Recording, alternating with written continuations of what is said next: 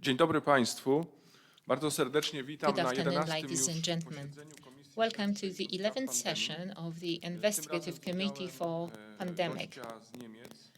Today we have a guest from Germany, Dr. Wolfgang Wodarg. Welcome, Doctor. Before I introduce the doctor and give him the floor, let me provide you with some housekeeping info. Komisja ma na celu wyjaśnienie wszystkich okoliczności obecnej Our sytuacji. committee is aimed at explaining the whole circumstances of the situation we have now and gathering and analyzing scientific material and contribution from scientists to explain the crisis we are witnessing now. The committee is fully independent of any political party or grouping. If anybody wishes to have a hearing at the committee, please contact me at committee.ordomedicus.org. It can be on a fully anonymous basis. Dr. Wodarg has been in Poland since yesterday. Yesterday he had a meeting in Krakow. Feel invited to watch the footing of the meeting on the internet, on YouTube or Twitter, on our Facebook channel, also on channels of our media patrons. The next meeting with Dr. Wodarg will happen tomorrow at 6 p.m. in Warsaw at Royal Arcadia Hotel in 10 Bronisława Czecha Street. Feel invited. Dr. Wodarg and I decided that at each meeting we'll tackle a slightly different subject area. So even if you already saw the first lecture, do not hesitate to come tomorrow. Ordo Medicus Foundation is solely financed from donations. The meetings are organized in a very professional way, and the cost is quite considerable. So if it's possible, we ask for financial support. So you can find our bank account number on our website. If you care about inviting guests like Dr. Wodarg here or organizing meetings like this one, please provide us with your financial support. All information and footings and recordings of the committee sessions and our meetings will be put on our website a few days later. You can find all information on Facebook, Twitter, on YouTube, on our social media. On our webpage, you can also sign a petition against vaccinating children and youth against COVID-19, and you can also watch conferences on that. Please do contribute. Please do not be indifferent. I also encourage you to sign up for our newsletter on our web page. Because of our account blocks, the communication with you might be a bit difficult. If you have at least 1,000 subscriptions or like our social media channels, you can also connect. Please provide us with information on our website. All meetings will be downloadable from Google Drive. It's a very simple way to download our material and our footing and put them on your channels. You can also put fragments, but not out of context there. This session is being simultaneously interpreted, so you are able to listen to simultaneous interpretation, but the recording without simultaneous interpretation into Polish will also be available. Now, could I please have committee members introduce themselves, and then I'll introduce Dr. Wodarg. Good afternoon. I'm Piotr Witczak. I'm a medical biologist. For a few years, I've been working for the government at Health Technology Assessment Agency. I'm Jerzy Milewski. I'm a trained physician. I've worked half of my life in internal medicine, and the other half I spent with the pharmaceutical business. My most recent engagement is a company dealing with molecular biology. Good afternoon, I'm Paweł Nogal, I'm a legal counsel. I'm from Lower Silesia, from Wrocław and Wałbrzych. I'm an activist for the Lawyers Association, the Voice of Freedom, and another association, You Have Your Voice. I'm Izabela Stefańska-Nogal, I'm a legal counsel. Just like the previous speaker, I've got my practice in Wrocław, and I'm a member of the Lawyers Association, Voice of Freedom, and another association, You Have Your Voice from Wrocław. I'm Beata Żłowska-Kinian. I'm a representative of the Lawyers Association, the Voice of Freedom. Welcome.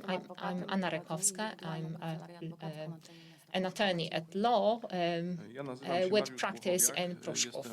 I'm Mariusz Błochowiak. I'm the head of the committee and the president of Ordo Medicus Foundation, collating scientists and physicians caring about health and truth and independence of science. The foundation is the one to have invited Dr. Wodarg to Poland and to publish his book titled False Pandemics. I strongly encourage that you buy this book from our internet store. It supports our foundation too. Before I continue with introducing Dr. Wodarg, let me tell you what I said yesterday. What is science? Professor Tadeusz Kotarbiński, a Polish philosopher and a professor of ethics, defined science as the process of questioning whatever is questionable, because only then you can discover what cannot be questionable. The thing is that we mustn't be all right with a single media narrative and get convinced that the paramount thing is the voice of the state and the media experts. In true science, anything that is questionable should be questioned, and then what is no longer questionable is most probably true. And this is the ultimate objective of the committee, to arrive at the truth about the situation we have now. And now about Dr. Wodarg. Dr. Wodarg is an internal medicine doctor and a pulmonologist specialized in environmental medicine, public health and social medicine. After he wrapped up his clinical work for 13 years, he was an internal medicine doctor and a public doctor in Schleswig-Holstein. He was also a lecturer at many universities, and he was a head of the Committee of Experts on Environmental Medicine at the medical chamber of the land of Schleswig-Holstein. In 1991, he got scholarship from Johns Hopkins University in Baltimore, US, in the area of epidemiology. He was a member of the Bundestag over 1994-2009, and there he initiated and spoke for the Committee on Ethics and Law in Contemporary Medicine. He was also a president of the Health Committee at the Parliamentary Assembly of the Council of Europe. In 2009, Dr. Wodarg initiated an investigative committee in Strasbourg on the role of WHO and the false pandemic of swine flu. And after the end of his term of office, he stayed there as a scientific expert. As of 2011, he's been an independent lecturer, scientist, and a physician. He was also a member of the board and head of the health group at Transparency International Germany. In summer 2020, he initiated a bottom-up investigative committee on coronavirus aimed at explaining the current situation of the so-called pandemic. Doctor, over to you. Thank you very much. I feel very much honored, and I'm very happy to see the Corona Committee in Poland working, because I used to cooperate with the German one, and I find it's a very, very useful and very important work we have to do. And I enjoy the openness of the discussions. I enjoy that there's no fear to invite the wrong people. I enjoy to listen to all different ways of seeing the pandemic, so-called pandemic. And there are so many dimensions that we need lots of views on this, what's happening. Political views, medical views, biological views, and so on. But there's one thing which is my main goal when I work here, that is to fight against the fear that people are suffering from, which is artificially made. And I hope from the beginning I tried just to take the fear away by just have a look on the facts, have a look on what's happening, just show the people what they can see with their own eyes, make them aware of reality, their reality, because their reality, is it what could be dangerous or is not dangerous? Everyone can see whether something is dangerous or not. If there would be a pandemic, we would see it, each of us. There would be so many people in schools and working places be suffering a lot and dying, but we don't really see. What we see is results of PCR tests. And a medical system which is paralyzed by the idea of COVID-19. And I think this is, it's very important to explain the details. So I have prepared some pictures here, and I don't know whether it is redundant or not, whether you have spoken already intensively about the topics, but I would just have a look on some questions which I think are still important. There's one question, for instance, which I often hear: can I be infected by people who got the jab, who got the injection? Is it possible that they can give me something? This is something. And then there is which risks are there, because many people hope there will be new vaccines coming.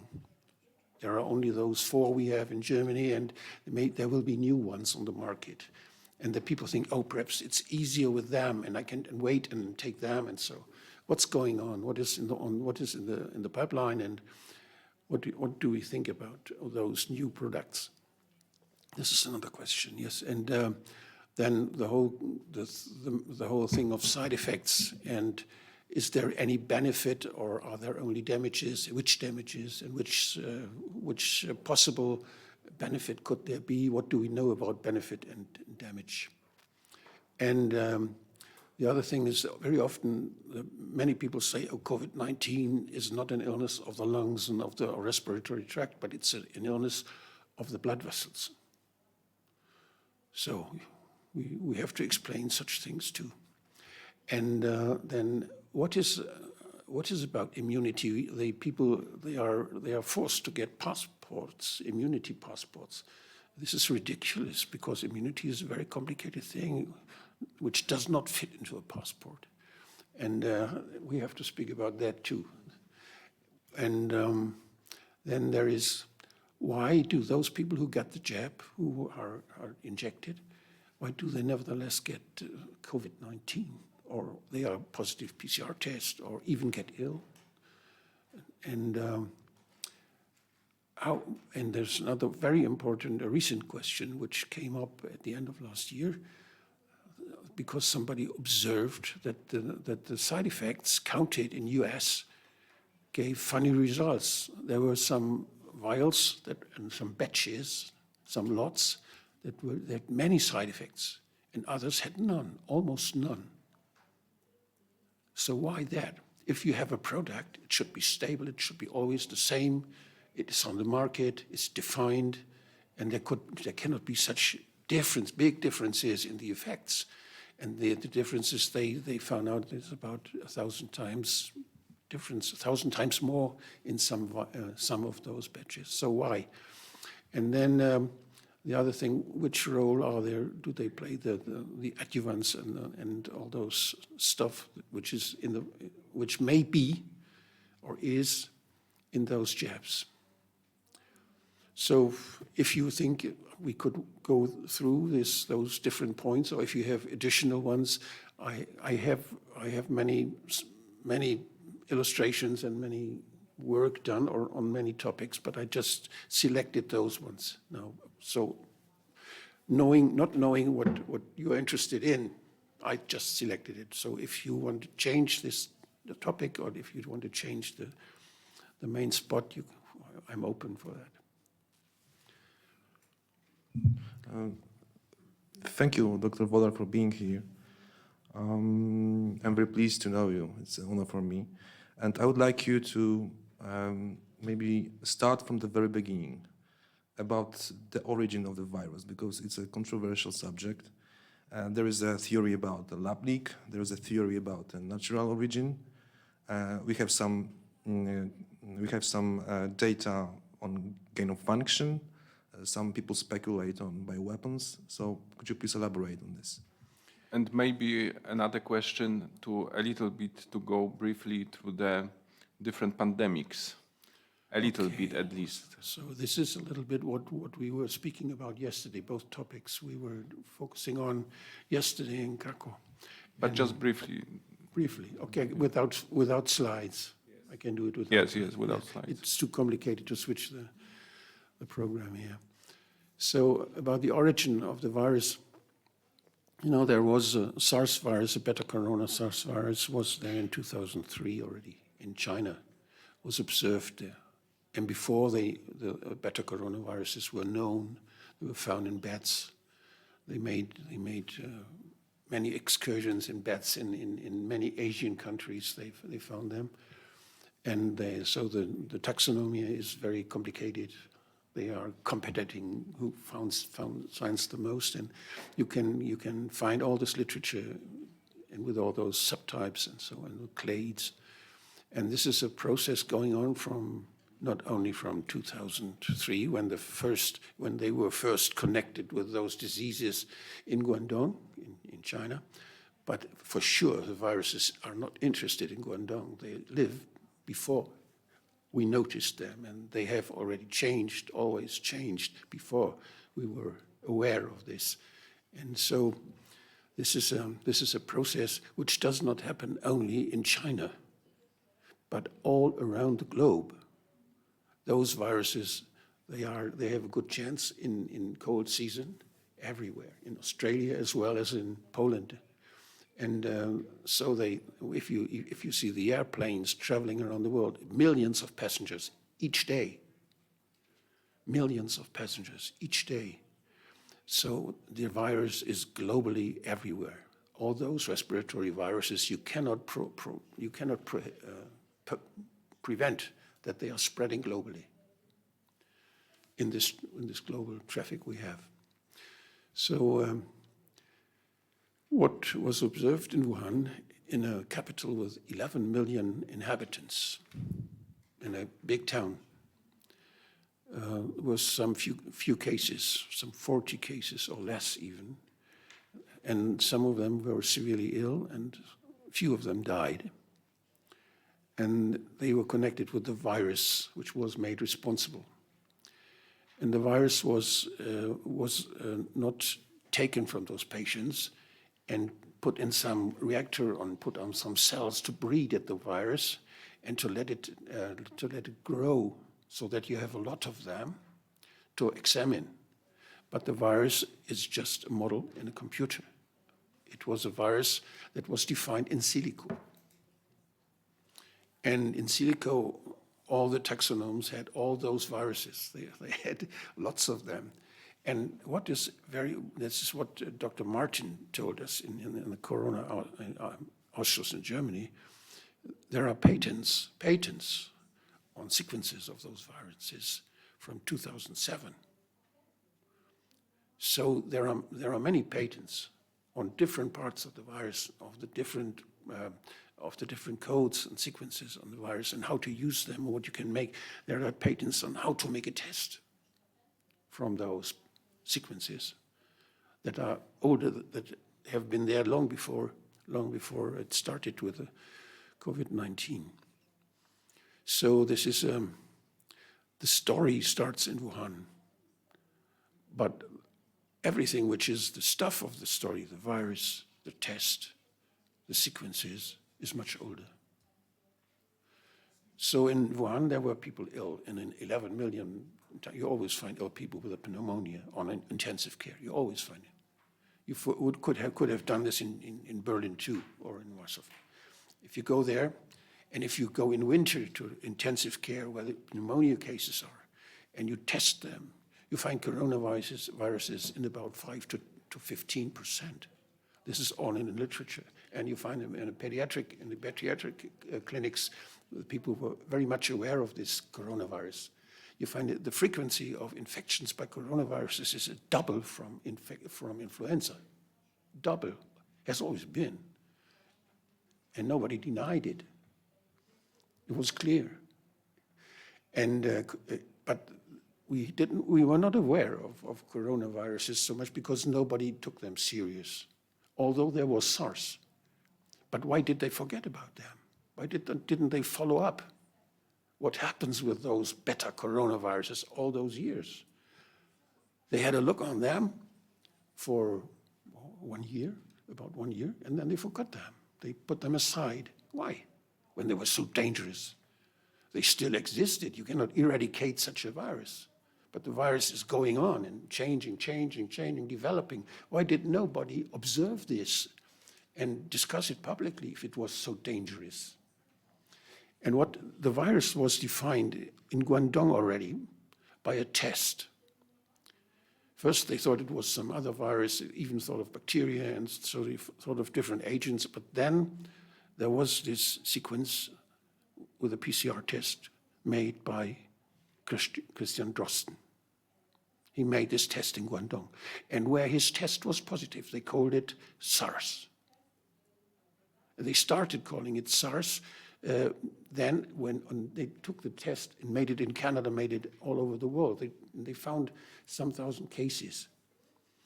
And in Canada, there were cases in an asylum for old people, and afterwards there were other people coming and making different tests. And they found with their test that there was a different coronavirus, well, the old coronaviruses were there. And they were positive. And those people, they say it's not true. It was not SARS. It was the old coronaviruses. And it's a very good scientific, they spread it out scientifically. It's a very good publication. But so what I want to say with it, that even this error, when you just identify a disease with the result of a PCR test, is a big nonsense and may lead to many false consequences. And this is what they found out with SARS, the first SARS in China in 2003, and they forgot about the coronavirus.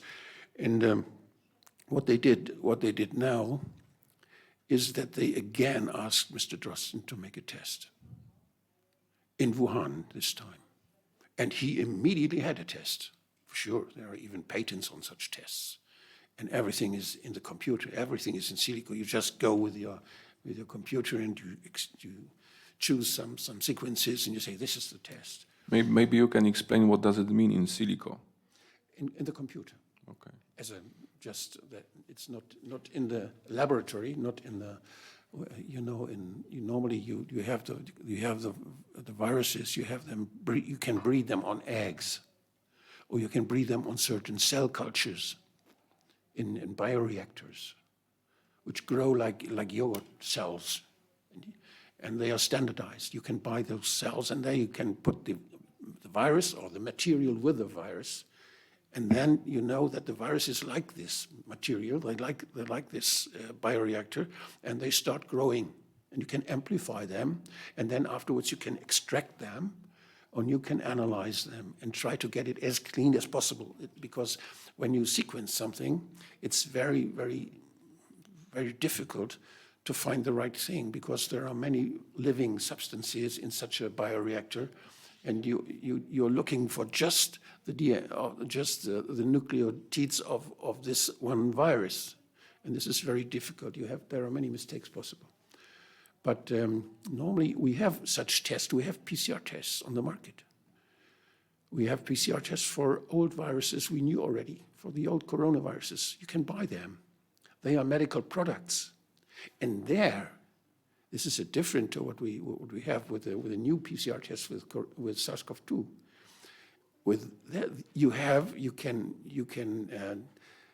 can check whether the test really finds parts of this virus where it is made for, because you have the virus somewhere. We have the substance to check it, and this is not possible with this Wuhan virus because it doesn't exist as a virus anymore. You don't find it. You find many varieties, many different ones, similar ones, and you don't find it anymore. And so the laboratories, they are told to use certain sequences for testing, one for spike protein, or the other for the how do you say, the envelope, and others for the inner part of the virus. And so if you make a good PCR test, you need to find sequences that code for different proteins. And then for instance, Robert Koch has its own PCR test to find coronaviruses, SARS-CoV-2. They have a very thorough work. They do it very exactly. They find as many sequences as they use. So they have different outcome. They have much less than other laboratories. But do you agree that it's not possible for the test to say whether somebody is infected or not? No, this is clear, because the test doesn't find doesn't say anything for amplified substances, amplified viruses. This test finds parts of a single virus. And parts of a single virus could never make an infection. So if you have, this is what Mr. Drosten even said in 2014, he said, if some substance you find in the mucosa of some nurse or so, you try to find it, then the test is positive. It doesn't say anything about, it doesn't even say that there is a virus. It only says that this sequence is there. And I also heard that it's possible that even if you have a sequence that doesn't belong to a virus, it's, for example, a human one, that it can also detect and multiply. It depends. It's like in a book. When you have a book, you find certain letters. You take 5 letters. And when you make a search in Google, you take 5 letters, you find many different things with this. And the same is with the PCR test. You just take 10 letters. And the more letters you take, the less you find, the more exact it becomes. So basically, what is said on TV that we have today 10,000 infections and so on, it's a complete bullshit. No, we don't have infections. We have positive tests. We have positive tests who are very, very inadequate, who are very bad quality. Not standardized even. They are not even allowed on the market. Yeah, so they were not validated. No, they are not allowed to be on the market. Yeah. It's just an emergency use. Please, you all, please test, because we have emergency and they can do what they want. Yeah, so actually how it is possible in Germany, because in Germany everything is almost validated, checked. So there must be order in Germany, and in this case actually it's not allowed actually to be on the market, and it is. When the globalists say what we have to do, there is no Germany. Okay. So, okay, it's a little bit sarcastic, but yes. So, may I have a question not about the virus and medicine, but rather related to your professional experience from the time where you were working with the different public agencies. How does it work? How WHO communicates with the countries? Who is a partner? How this stream of information goes and who control it, who verify it? It's the ambassadors in Geneva, the World Health Assembly.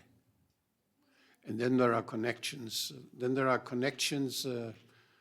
The governments, if they have something special, if some lobbyist goes to the Polish government and says, "Oh no, we have a factory here and we could produce something very useful for Africa.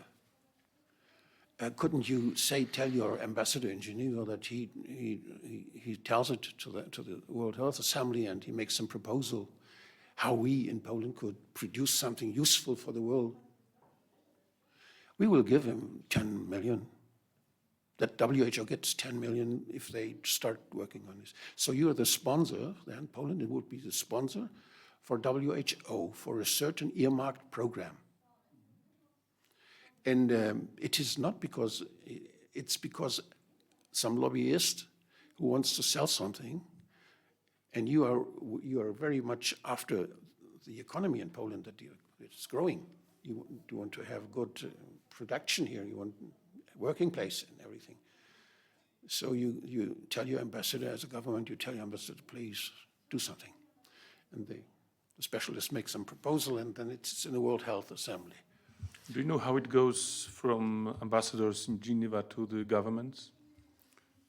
There's for the Foreign Office, there's a Foreign Affairs, continuous contact. Some other structures, Ministry of Health. Where is the connection to? No, I was once there in the World Health Assembly. I joined the German delegation. We were, I think, 3 or 4 parliamentarians, and the Minister of Health was there, and the German ambassador in Geneva was there in the delegation. And so we joined this place there, and it was a very funny story, because there were some states like Thailand, Indonesia, and some other Asian states, and Tanzania. It was with them, and they said that they don't want patents on viruses. They brought this to the assembly. They made a proposal, and they wanted that we vote on it, because they want to produce their own vaccination, if possible. If they have a virus in their country, we can do it, they say. It's not so difficult. So they made this proposal, and US said veto, no. Great Britain too, no. And so the whole thing stopped, and they made a pause. And some guys from Thailand or Indonesia, they asked me, could you help us negotiating? Because in the pause there was a negotiation to find a compromise. And we sit like a couple of people like this, on one side the Asian, and I would join them, and on the other side the attorneys, patent attorneys from US and Great Britain. And it was very hard negotiation, and it was very hard. And then we did not agree. So the only goal we had is to find out some formulation that you say it's an important question and it should be decided and such things, but so just to win time, because patents are existing on viruses. And I didn't know that they had already patents of coronaviruses already. It was in that time they had patents on coronaviruses. So this is how it works, and it's a very, there is no control by parliamentarians. The opposition is not at the table, only the governments. This is different, because we have in other world organizations sometimes we have Parliamentary Assembly, like in the Council of Europe. Council of Europe has the Council of Ministers, there are ministers, and then you have the Committee of Ministers, and then you have the Parliamentary Assembly, where the parliamentarians are. And this is why the Council of Europe is so important, because there's always opposition at the table. It's a real democratic instrument. It's very, very good. And this is why you can, when you want to table something, when you don't get along, I did not get along with the topic with the swine flu. Nobody wanted to hear it in Germany. I was shouting loud in August, and I was when I was politician, I was in my group, I stood up and said, this is a fake, don't buy this stuff. Don't buy pandemics, don't buy this stuff. And the minister was there, and all my colleagues were there. 200 social democrats were listening. and I could speak for about, I don't know, 5-10 minutes and explain it, why it's a fake. And they were all quietly listening. And afterwards, there was no question, although the president said, any questions, anything? No, no one said anything. Only then, and the minister had said before, you can go into the election campaign 2009, and you can tell the voters that we have enough vaccines for each of them. This is what she said. And then I started arguing that it's nonsense. And there was no discussion, and so I was very furious about that, of my comrades. No reaction. And I went to Council of Europe, and I made a motion there. And there it was easy to find. I went to the opposition, to all parties. I got from different, you have to have from 5 countries and from several parties, not only from one party. You have to have subscribers, and you can table something, and it was immediately accepted. It was big. There were many politicians who were not content with what was going on with the swine flu, because 100 states worldwide had made secret contracts with the pharmaceutical industry in case of pandemic, that they would take the vaccines from the industry. And on the trigger of it all was WHO. When WHO say, now we have pandemic, then all those contracts would be in power. And they did it, and they just changed the definition of what a pandemic is, so they had one suddenly. Although this was the mildest flu ever, in this year, 2009, the winter, nothing was going on.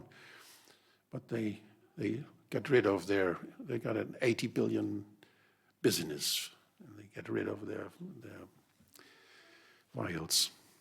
Yes. Maybe it's good to add for the Polish people that the vaccines were available in Germany, I mean against the swine flu, because we didn't have these vaccines in Poland, so Polish people actually are not aware of this false pandemic. I was very happy that there was a Minister of Health who said no. I'm hoping now that we find somewhere ministers of health in Germany or in Austria or somewhere who say, no, I don't buy this shit. And this is Mrs. Kopacz really said no. She had several reasons. It was expensive, and she was not convinced that it was well enough examined, and so we invited her in our in the expert round, and we asked her why she did it, and so it was very good. So we could show that it's possible without, and the Polish didn't suffer from that. No. Because now in Poland there is a discussion whether whether it's good or not. Some people say it is good that the vaccines are available, so the people can choose, right? But the question is, for example, with this swine flu, the vaccines we know were not needed actually. No. So what is your opinion about these vaccines? I mean, it should be like that they are on the market and people can choose, or they shouldn't be bought actually by the government? First I have to say that I don't like the word vaccines for this stuff, because in 2009, what we do now would have been called genetically, gene technology, would have called genetic modification. That would be the term for what we do now when we give the jab, when we inject mRNA. Or gene therapy. Gene therapy. This was the name of this method we use now, and it is called vaccination. And this was done by some lobbyist. It was brought into the European regulations. It was brought into the German law. The Arzneimittelgesetz was brought as a small insertion, and they just said a vaccination is when you inject something or apply something which has antigens and makes that antibodies are produced, something like that. And they add it when you inject an antigen or a nucleic acid. All those two words, they inject. And nobody recognized. I didn't recognize. I'm sorry, I did not. It was just during a process of lawmaking, it was something beside. Nobody was speaking about it. Just we did not realize the importance of this change. And the same they did in the European Union. They did it also. They made where they defined gene therapy. They defined gene therapy and said, except when it is used to prevent infectious diseases. This is what they wrote in the European directive there. So they, from both sides, they prepared that they can call the gene therapy a vaccination. But it was very funny when the boss of Bayer, and you know the big firm who bought Monsanto, when the boss of Bayer in the Global Health Summit in last autumn said that he could never imagine 2 years ago that the people would tolerate this. Such a gene therapy. He said, this is a gene therapy. The boss, pharma boss himself. And he said, it's very good now. The Corona project has helped us that the people accept those innovations. They would never accepted gene therapies 2 years ago. So he himself said it. And yeah. Anyway, do you think that the vaccines should be available on the market, or they shouldn't be bought by the government? Yeah, you know, They shouldn't be available in the market at all. I think if you put something on the market, if you give a market allowance for such a new innovative method, you have to make sure that there is more benefit than damage. And this needs, if you have a new method to produce vaccines, this needs more than 10 years. Because you have to be aware that there may be some long-term effects that are that are even lethal, or that damage lots of people. You always have to think that with such an injection, you don't treat an illness. You give it to healthy people, even to children now. And so you have to be very sure that you don't damage them. And for that, really to know that, you need many years. I just cite the pharmaceutical industry. They say, if it's a new method, we need more than 10 years. This is what they say to their shareholders. Not in medical publications. They tell it to their shareholders. And so what happened now, there was something put on the market within some months, I don't know, 6 months or so, something like that, and very short clinical studies. But as we know, there have been studies with mRNA, but not on human beings. There have been studies in the veterinary sphere. And there has been one vector vaccine, they call it vaccine, has been developed in 2015 in Africa, Western Africa. It was by Merck Sharp and Dohme. They used the Ebola, I write it in my book, they used the Ebola case in Western Africa, and they just took a chance and they used some vector with mRNA to immunize against Ebola. And they say it works, but they had a very small clinical study which was paid by this firm in a short outbreak afterwards, which just in time happened in Congo. Just in time. And I was in Western Africa, I was in Conakry, Guinea, very shortly before the whole thing started. I was there with a colleague, a doctor who was working there. He asked me to help him to negotiate with the government. And he called me when the first cases of Ebola in Conakry were recognized. He told me that he has a laboratory where he could make the test, where he could find out, he had the possibility to find out the cases. And then he asked me, couldn't you help me to Germany says we want to help and we want to do this, we want to use the laboratory. So there's no other laboratory, we cannot find the cases. And the German ambassador has just said no, because this is a matter of the UN. So WHO has to do it. Germany should not interfere. And this took months. It took months until WHO started to do something. And you saw this when it was already spreading in whole West Africa. It were tens of thousands of people who were infected, and thousands who died. And if they have stopped it in the beginning with this, that the case finding, it's easy to fight against Ebola. Ebola is transferred only by touch, by direct contact. So it's not difficult. If you know the cases, you can easily isolate the ill people, and if they are dying, tell the relatives not to touch them, and so on, and such things. All this didn't happen. And so they spread, and they had a good opportunity to develop the first immunization with mRNA against Ebola. It is, yeah. I would like to clarify one thing, because we use the term genetic vaccines, but for you, it's obvious that the genetic material of spike protein that is injected into human bodies can incorporate into human genome. Yes, it's for you obvious, or it's just it's scientifically.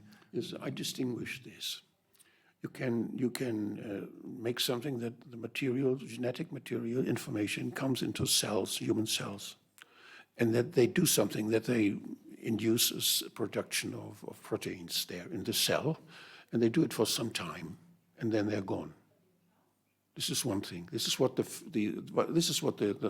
pharmaceutical industry tells us. But there are scientific research has been done. First, I can perhaps to answer this or to have some detail with this. First, we don't have normal mRNA, but we have patented one. And this is from Ulrike Kämmerer. She is a professor of laboratory medicine and immunology too. And she's working in the University of I think, Würzburg, I think. Yes. And this is it's 2 days that the mRNA is working, the normal one, the natural one. And there are two changes. They made two different changes, this and this. One that it's differently functioning, and the other is that it's prolonged in its function. And the result is this, that it's working 10 days. This is what they found out. So, and there is another thing that it was by this changing the mRNA that they inject, there is not this effect that the immune system is starting to fight something strange. It is the immune system gets paralyzed by this. And we know also with the recent work from, I think it was from Sweden, yes, Sweden, Stockholm and Umeå, the University of Umeå, that the spike protein, which is produced in the cells that have this mRNA, the spike protein enters the nucleus of the cell. And when the spike protein enters the nucleus, they found out that it blocks some mechanism that those cells cannot learn anymore. If some new antigen comes, they cannot adopt. And so this weakens the immune system. And they are afraid that by that, if you weaken the immune system, you can have more cancer. You're less protected against any infection. And it's like Mrs. Kämmerer. She calls it. Let's have it there. She calls it vaccine-induced immune deficiency syndrome. Like it AIDS. It's VIIDS, not AIDS. And maybe that many cases that have this, that get ill after vaccinations, and it's not only that they get the typical infections, but also if they suddenly have there's metastasis growing again. We have many pathologists who give alarm. In UK, in Sweden, there are clinicians who say enormous what I get, and they're all vaccinated. And yes, this is a very urgent question, and we have agencies who should protect us against such side effects. And they prevent that we put such questions. They should ask the questions. They should go after it. They should be alerted. They should get money to have the scientists follow this. Is it true? Is this what they found out? And they should publish it. And it doesn't happen. It is blocked. Maybe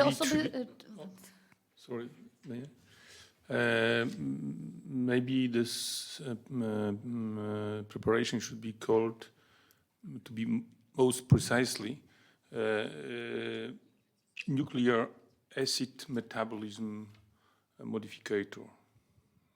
Yeah. You know, the nucleotides, they are a matter of a substance which is used in the cellular communication, in the biological communication process. There is many ways in our body how we communicate with simple chemicals. Everything is reacting with everything. And we have something like a virus we produce ourselves. It's called exosome. And we give nucleic acid in an envelope. It looks like a virus, the same shape, and is sent from one cell to other cells. We have certain targets. So like you send a package to your friend. We have those. This is all Botschaften. This is all messages within the body. I'm very angry that it's called exosome. It should be called endosome because it's within one person. And the virus is the same, but the virus should be called exosome because it goes from one. It does the same as an endosome, those we have in our body. It does the same, but between persons. It gives messages between persons. So my proposal is call the exosomes endosomes and call the virus exosomes. Then something would be clearer. Tak, mam takie pytanie. Czy Right, so I've got a question. zaszczepiły się szczepionką The persons who got vaccinated against COVID, can they infect other people? And in what way? In the same way as the people who weren't vaccinated? And question number 2, is it the case that people who got vaccinated, do they get sick more often or less often than the people who haven't been vaccinated? First was the shedding question. Huh? Yeah? About shedding. I try to find it because I'm now out of order because of your question.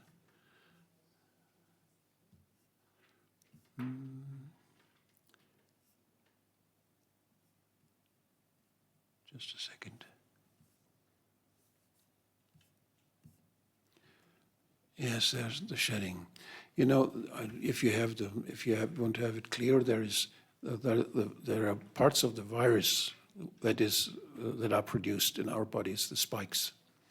The first possibility would be that the spikes are transported from one patient to the next, or from one person to the next. This could be a way of shedding. The proteins are shedded. This is possible if you have on the mucosa, you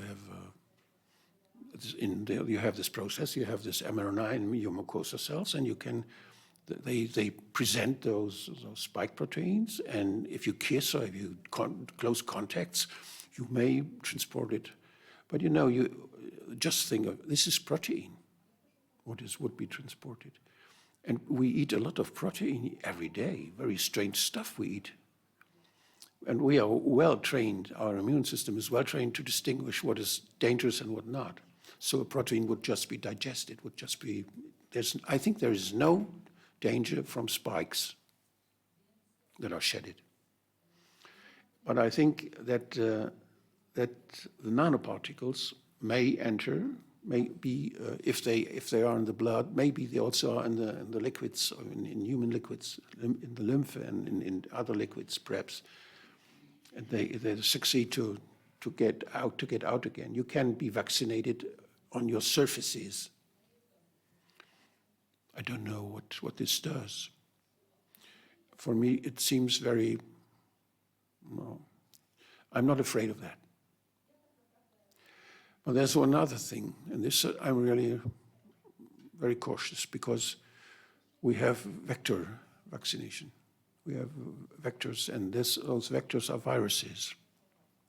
And it's said that they are not replicated within the body. It's said. But when you see what is in the pipeline, this is from WHO, the pipeline, all those vaccines, 128 it was last autumn. You see the different ones, different types of vaccines here. And you can have it in detail. And these are all the clinical studies going on all over the world with all those new hopeful stuff in the pipeline, what they speak about. And yeah, there you see something. 2 of them are replicating viral vectors. Replicating viral vectors. This was discussed many years already among the veterinaries. When they wanted to fight, for instance, the rabies, they had the idea that they just could catch one fox, give him a vaccination, and then he would, those viruses he was injected, those vectors, would replicate, and the fox would infect the other foxes and immunize them against rabies. This idea, and this they try to do with human beings now. Those 2 stuffs with our clinical studies. And this is connected with a problem that we cannot trust what's now in the vials. Because there's no control. They can just, because they don't even ask the people whether they agree on being a guinea pig for some experimental injection. They just do it. And our administrations, who should protect us, they just are quiet. They don't interfere. They don't ask. So many things happen with billions of people. There are many firms that have patents. They all want to try them out. Now is the time to try everything out. They can do all clinical trials with us that they want, because nobody will control. That there is such a criminal power in pharmaceutical industry, I'm very much familiar with this, because I know all those pharmaceutical companies that have been punished, had to billions of dollars they had to pay because they killed so many people with their stuff, and they knew it. Just think of Vioxx and such things, what happened there. They knew it, and they do rational choices. They say, oh, there will be some damage, maybe we will be at court, we will lose, and how much will it cost? So we have to make the price a little bit higher, that we can pay this, so that they just think rational, because they are economically thinking. And when they have been sentenced with one crime, they're already preparing the next one. We know this is history. And Peter Gutsche, he has written a book about this, which is very interesting. To all those cases, he describes them very much in detail. And so the same firms, and Pfizer is one of the worst, for instance. All those firms, they now have green light for doing what they always wanted to do. Now they are without control. You said about the WHO, as I understand, you say that we cannot rely on this organization, it's not trustworthy. But what about the other organizations, like for example CDC, ECDC, EMA, Robert Koch Institute, Paul Ehrlich Institute? Are there any agencies that we can trust now?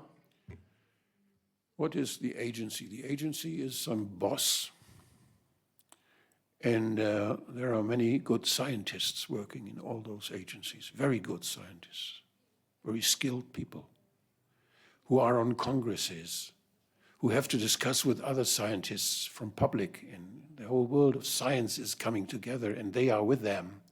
They always have been part of the scientific society, and they still work in those institutions. Just imagine how they feel when some government puts there some boss who just said, no, not this, do that. Don't publish this. And don't control this. So the problem is that those scientific institutes are dependent on some authority. They are not free. And there is a free institute in Germany which is working with the Krankenkasse, with health insurances, or working for the patients. I myself, I'm a representative of patients. I was in this organization, and they get also their questions from the patients, but they are now bypassed. They don't work on these topics. They're just bypassed. I tried to do something there, but no, we are not responsible for that, they say, because it's an emergency case, so the government is responsible. We have to act rapidly. Dr. Wodarg, you've mentioned about immunodeficiency syndrome. I've heard the news that some vaccinated people have positive HIV tests after vaccinations. Do you have any data on this? No. Is possible? No, I don't. I don't know the test which is positive and what he finds, which molecules he finds. I've heard that. Is it the ELISA test or Western blot, or is it? That vaccinated people can. I'm not sure about this data. It's unofficial. That some vaccinated people can generate antibodies specific to HIV after vaccinations, but maybe there is a cross immunity of some. We have this. I think the spikes of a hepatitis B virus, have a similarity to the coronavirus spikes, which is said to be about 50%.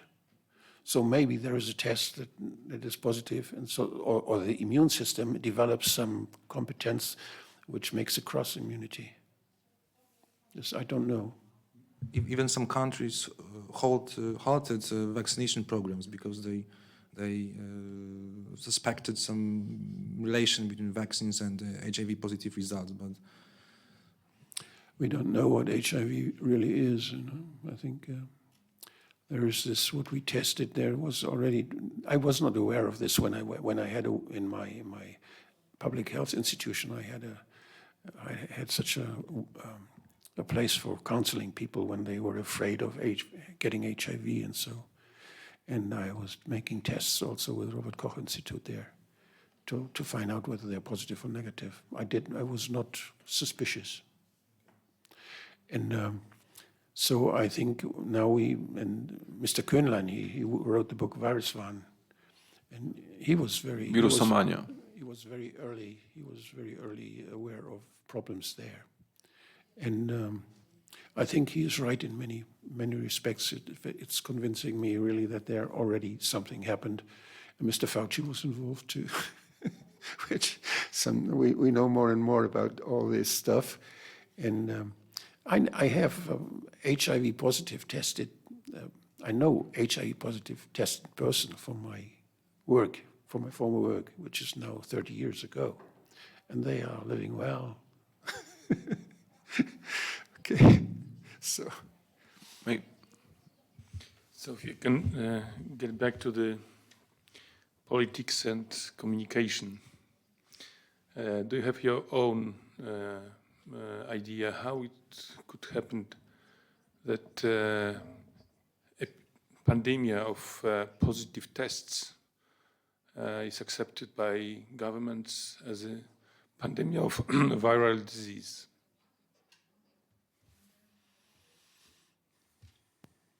This is the narrative. In 2017, Christian Drosten was invited by Minister Gröhe, who is the predecessor, the former health minister, Germany, to become a consultant, a pandemic team of the government.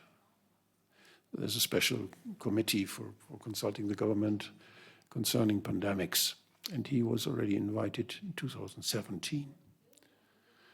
And he's a specialist for PCR tests. And they were already from Bill and Melinda Gates Foundation, were they, and from the British, how is it called, Wellcome Trust, where they were already participating in this, all the same figures, all the same people from WHO too. It was not yet Ghebreyesus, but it was some other guy who was representative of WHO. So I was very astonished when I found out that Mr. Ghebreyesus is the same guy that I visited in Ethiopia when he was health minister in Ethiopia. I went with a delegation that was there because of some other problems. And I was in his office and spoke with him, and I just didn't think that it's the same person. Things happen. He's a physician or not? No, I don't think so. No, no. Maybe I go back to my question so that people that listen to us are clear about this. So you think that the vaccines should be available on the market or not at all? Because also other people say that the vaccines should be used for the so-called risk groups, so old people. You know, those so-called vaccines should be immediately taken from the market. It is not even proved that they help people to get less infected. It doesn't even prevent severe cases. It's not proved. It's not right. You know, what they count now in the hospitals, all those people are not vaccinated, so-called not vaccinated people having myocarditis, having all these troubles, very troubles we know from as a side effect. The non-vaccinated have the same symptoms as we know them from the side effects. The non-vaccinated. How it's possible? Because the first 14 days after the vial are not counted. And all those side effects, they come, most of them, the acute ones, come within the first 14 days. Acute, you even have, you know, they're one of the most very serious side effects that were recognized and registered in the clinical studies. That was acute appendicitis. You know that there's a stark lymphatic tissue in the appendix. And those mRNA and the particles, nanoparticles, they go to the lymphatic system and they enter the lymphatic system and they are very, very easily go there. And you know, if you have an infection, if they go there and you have an infection of this lymphatic tissue in the appendix, in the region of the appendix, then you get a leak syndrome. You get the intestine becomes permeable, and you have an infection there. And I experienced such a thing. I had some friend, and the wife, she suddenly got pain with an appendicitis, like an appendicitis, a typical thing. You know, it's easy to. And I was not very sure, but maybe we wait for 1 or 2 hours, we wait, and then you come again, and I touch, and it became worse. And so I took her in the car, and it was difficult. There was no hospital in the neighborhood, so we got the last ferry, and we drove to a hospital. And there, she was standing in front of the hospital, and with many pain. I gave her painkillers in the meantime, and she was already suffering a lot. And then the doctor came. No, they don't come into the hospital. You first have to wait the PCR test. She was not allowed, with an acute abdomen, not allowed to enter the hospital. And then I protested a lot, and then he said, okay, come in. So I said, I'm doctor, you will be punished when you do this. And then he agreed, and they made an X-ray, and they found air under the diaphragm. So it was a perforation already. And I told him that please, she was vaccinated 2 weeks ago. So please, if you take out this appendix, then please make a histology, and if possible, immune histology. I said, no, why? It's an appendicitis, so clear. And this hospital had a big place where people went to for vaccination. They were queuing up there near that door for vaccinations. So there's no chance. People are not interested to find out that they damage people. The doctors, they close their eyes because of this. And this was very horrible. She survived that, and she's well again. But it was in the last minute. It was really, yeah. And this is just an appendicitis. And where do we talk about this? And it is in the clinical studies. There were 8 cases. It's really often there. We have seen in Poland some documents which regulates these procedures regarding the tests and hospital activity. Have you seen such documents in Germany, which says that test first? I heard from people from private wards of doctors that the doctors don't let the patients in without making a test before they. This I heard. But from a hospital, and this was in Greece what I experienced. This is the story I told. But in Germany, I don't know about hospitals who have done it. But they all do their tests, and these incentives connected with the testing and with giving the injections is a topic for itself. If I just have to refer to what the swine flu, there were those pandemics vaccinations. The doctors gave only 4 million injections from pandemics in Germany, although Germany bought 50 millions. The rest was thrown away, destroyed. And because the doctors were critical. They were critical, they were thinking that, no, it's not serious, and we don't know this vaccine, so we don't give it. And but they didn't get extra money for it. They just made it as they do all vaccines. But now, they first got 20 euros for one injection. Then they got 28 euros. Because at the end of the year, last year, and over the changing of the year, they got more than 30 euros, 32 euros for one injection. The government just decides to give them more so that we have more vaccinations like this. So this is why the doctors are now, and the same with the test. Said with the test from the beginning, the doctors got 15 euros. This is as much as they get for an abdomen sonography, for an acute abdomen. Whether it takes about, I don't know, a quarter of an hour or so to do this examination abdomen sonography, and this only injection, and the nurse does it, not the doctor himself has to do it.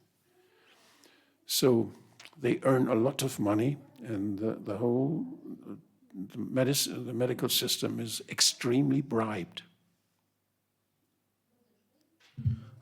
We have an overwhelming body of evidence that these vaccines are strongly effective against COVID death.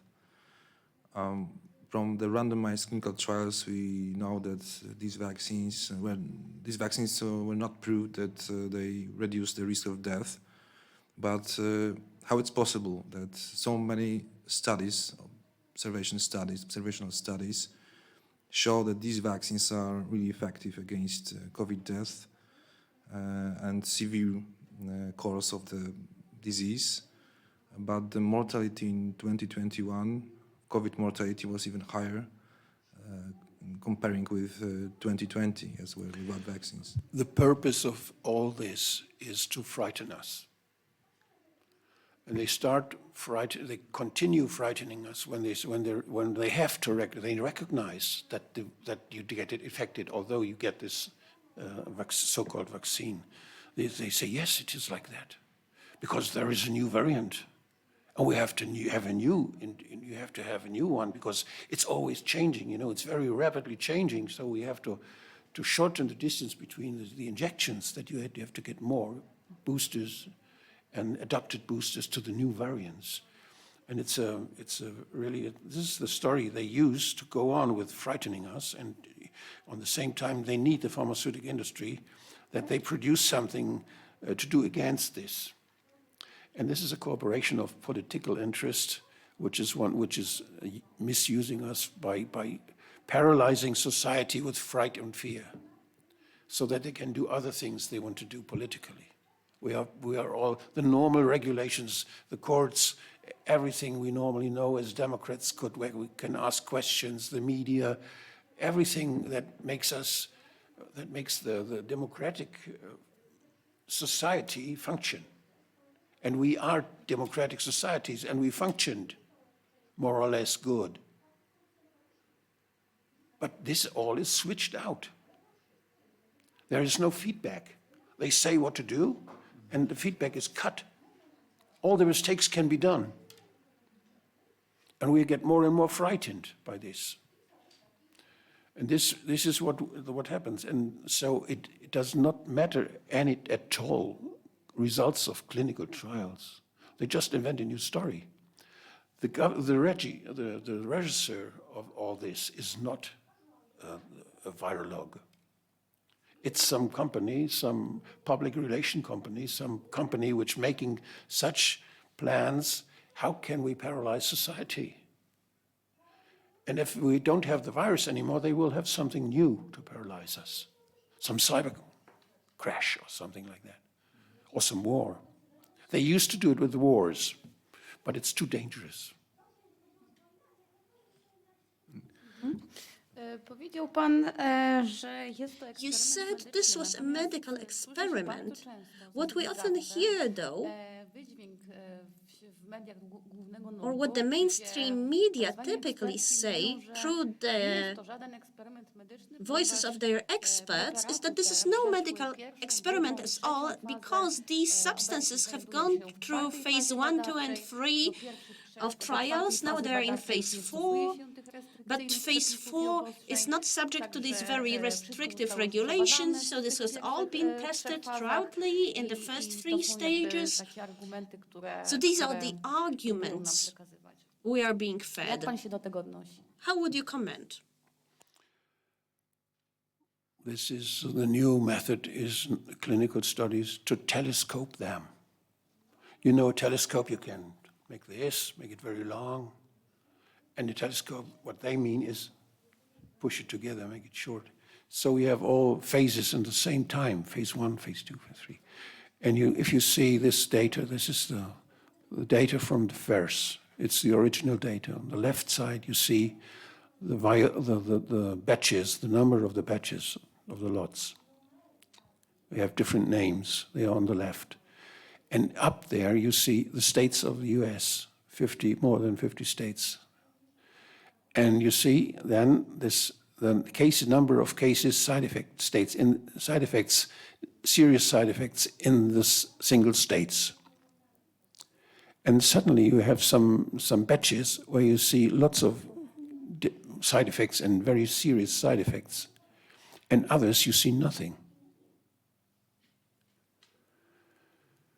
So when you say clinical trials, and when you then see this is the same, but that somebody just tried to find out some systematic in it. This is all those blue points here on the basis. This are where nothing happens. Nothing happens. All those batches, nothing. And there are some batches from different firms. And you see, these batches are all from BioNTech, Pfizer. And those batches, I cannot read it in. One was from AstraZeneca, or one was from Johnson & Johnson. Oh, no, not from AstraZeneca, Johnson & Johnson and from Moderna. And there you see they have a 3,000-fold toxicity compared with those in the basis. And they have a 2,500, they have a 2,000-fold, they have and so on, less to 500. And with steps of 500, it goes down. This is what you normally do in phase 2 with some 100 patients or so. You find out how toxic your substance is. It's very risky. And you normally do it in phase 2. And now you see, is this effect of telescope, is this what they mean with telescopic? They are in phase 4 or phase 3, we don't know it exactly. They are observing now what is on the market, which is normally phase 4. But at the same time, they do something now which is in phase 3, because they use it with so many people now. And they mix it up, they do what they want. And this seems as if they try out something what they have not known before, with millions of people, with all citizens of the United States. And I'm rather sure they do the same in other countries. So when you think that it's all done with phase 1, phase 2, phase 1, even the toxicity studies with animals have not been done. The damage of reproduction system has not been tested. What effect this has? Czy to nie jest faza 0, jeżeli są So isn't badania na that zwierzętach, phase które nie 0 zostały animal przeprowadzone trials w if they podstawie haven't tych been preparatów, completed tych preparatów? successfully using these formulations? I would call it phase X now. It's no phase as we used to know those phases. They just don't take this systematic anymore. They just do, and they use the chance to find out what they can do with their patents and what they can do with their knowledge, and they just try it out. This is the impression I have. Mm-hmm. May you comment the practice which is applied in that case to register these products? We are told that they proceed respectively to the protocol, typical protocol for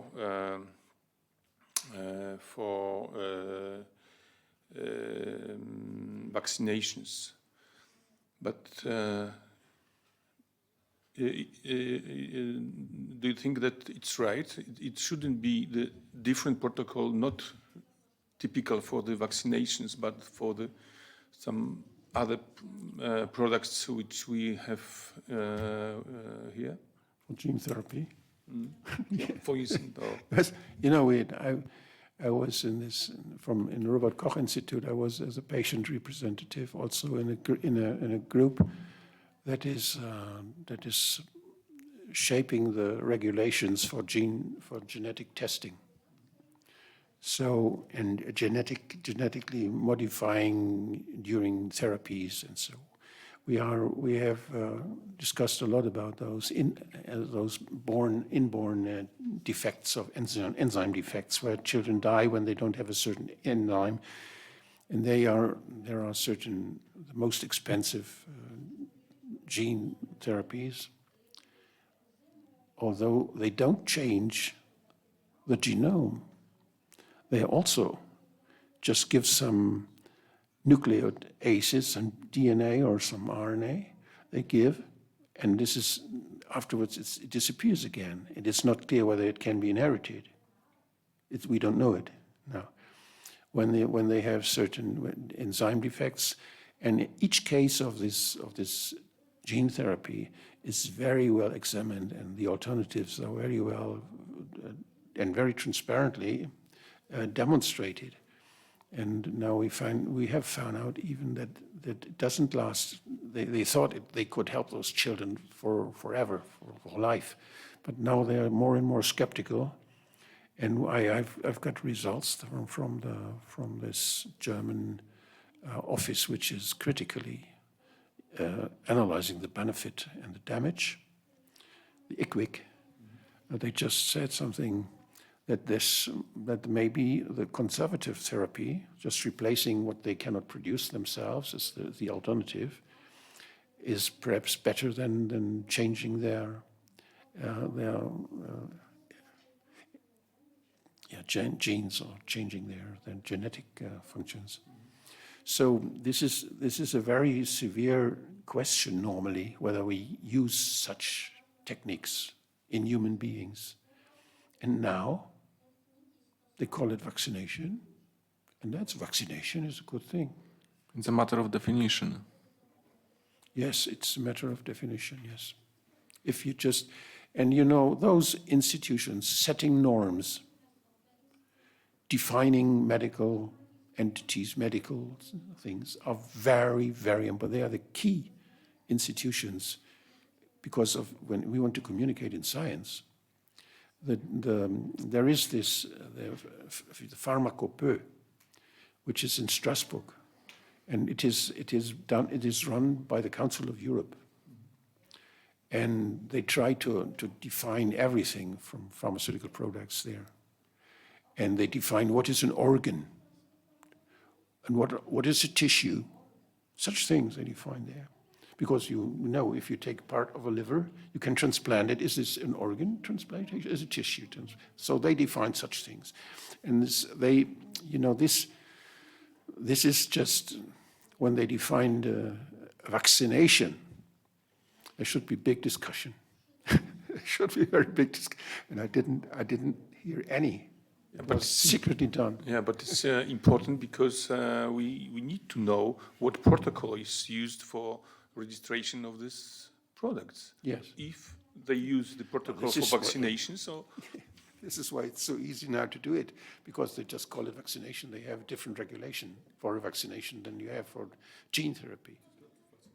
Yes. So you were talking about the different organizations like WHO, CDC, EMA, and so on. That basically, I think you want to say that we cannot trust them. But what do you think about the scientific publications and the scientific scientific publications? Can we trust them, or if we can, then to what extent? Yeah, this is the first question. Yeah, it's a very good question, very important question. Well, so you said it when you started the session. Science is something which has to doubt the Moses function. Very hard doubt. If someone says, please, believe me, no. This doesn't exist in science. So this is what we entrust the scientists, that they doubt. We should rely on scientists only when they do their duty to doubt.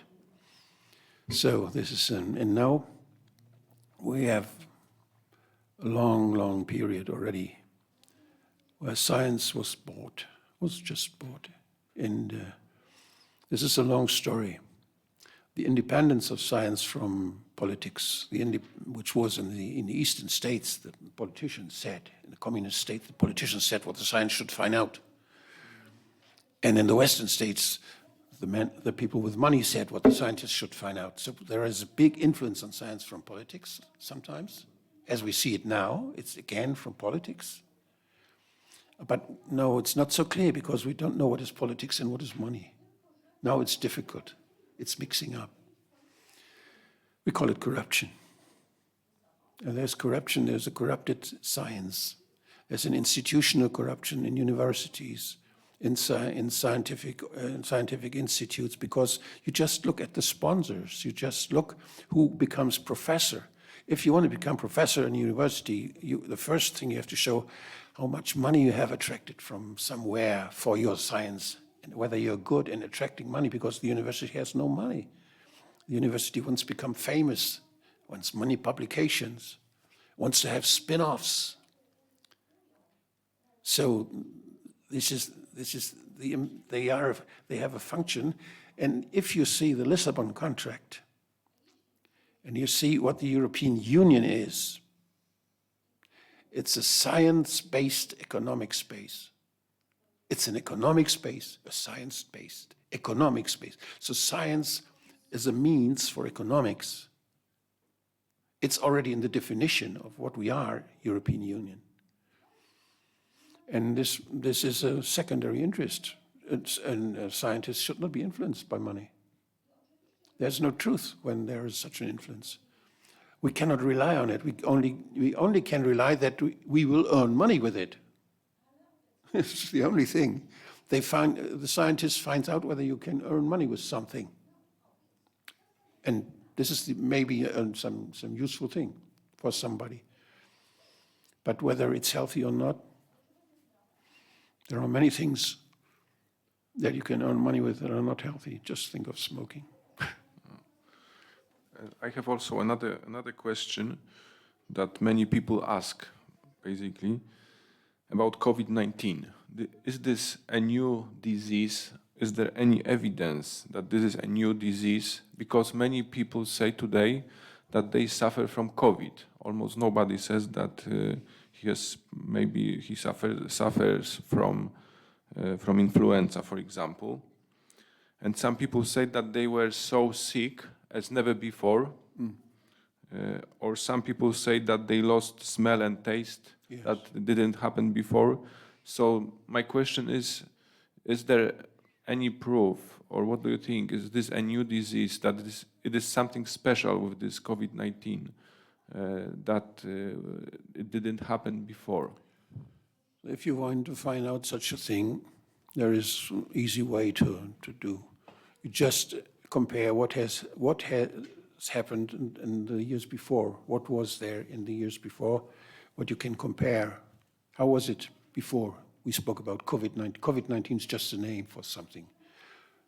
If you could, there is even not a real definition of this. But it doesn't matter the name. I mean, is there something special? Is Yes. something new? So some new disease? Let's scan it. Because there are many forms we speak, or many different things we called COVID-19. Some people say it's something in the blood. Others say it's an infection of the air, of the respiratory tract. And because it's a respiratory virus, no doubt, otherwise they wouldn't tell us to take masks. They even tell us it is a respiratory virus because it comes through the respiratory tract. And so let's start from the respiratory diseases. And this is a respiratory infection. In a respiratory infection, you feel. You get a sore throat, you get a running nose, you start coughing, sometimes you get fever. We all know this. And normally, we call it flu. We are not interested in the single viruses who do the same symptoms. It's more than 100, we know. And there are more, for instance, there are more for sure. And we only have tests for a few of them. 100 what? 100 what? Viruses, different viruses, respiratory viruses. They all come through the nose and the mouth while breathing, and they all do the same symptoms. They all can do fever, they all make us cough, they can make a running nose more or less. They're a little bit different, but very similar. And they all can have complications. And they all can have severe complications. And they all can lead to death. So before we didn't distinguish the viruses. There were only pediatrics who were interested in what virus it is. They tried to find out whether they could distinguish something. And this was important because they knew that if there are several viruses together, then maybe it's more dangerous than there is only one. Because sometimes there is some cooperation of viruses, and sometimes they neutralize each other. They are competing. This also exists. And we have very good science there in this direction in Glasgow from a Scottish scientist, Mrs. Nick Baksh and her colleagues. They have followed up from 2005 to now. They still do it. They analyze all people with the flu, and they make a multiplex test. They always make a multiplex, and it's routine. And they have 24 or 25 different tests at the same time. So they can say always which virus is there, but they all may have the same. It's all flu cases what they analyze, and pneumonia too, and such complications too. And it's acute respiratory diseases they test. And they found out there are all those different viruses, and they found out that there is a lot of influence, depends on whether the one virus comes or several come together. And we have a very normal way. Each doctor who is responsible for a certain population, he could make his own sentinel. It's not very easy. And I did it when I was responsible in an office of public health for public health. I asked one secretary to make a phone call each Monday and call schools, call factories, call hospitals, call children's doctors and general practitioners, and just ask them, are there more cases, are there less cases with the typical symptoms of flu or than last week? And they made a sign up, down, or like this. And after 3 hours, she gave me a plan, and I knew what was happening in those regions with 150,000 inhabitants. And I knew sometimes it were about 10% of the population was ill. And we have such a thing. I did this long time before Robert Koch started, something like that. And now we have Robert Koch going on doing this. And if you see this, the results from, I think they are from autumn, or this is the end of the year. And you see this, the red line here is the actual one. This is New Year's Eve here, the line, this one. And this is the other years, all the other years. You see this is always in winter, this climbing up, and you see that this year it's not more. And the last year it was less. It was less than usual, less cases. So what is COVID-19? But maybe more severe. Yes, so we have a look, and I tried to find out more. I tried to find out what happened with the urgent cases, because they are registered too by Robert Koch Institute. And if you see this is respiratory disease this year, all those lines, the different years, 2021, 2020, 2019, 3 years. You see, it's just nothing happens. The cases, urgent Notfallaufnahme, it's who come with a pneumonia to a hospital as an urgent case. Nothing happens. This is the curve of the population getting so-called vaccinated. I call it spiked here. They get spiked. The first and the second injection, those two lines here. And now we have a look on the urgent cases coming with cardiovascular diseases. And you see, in parallel to the spiking, you see a really significant amount of more cases, urgent cases with cardiovascular diseases coming into hospitals.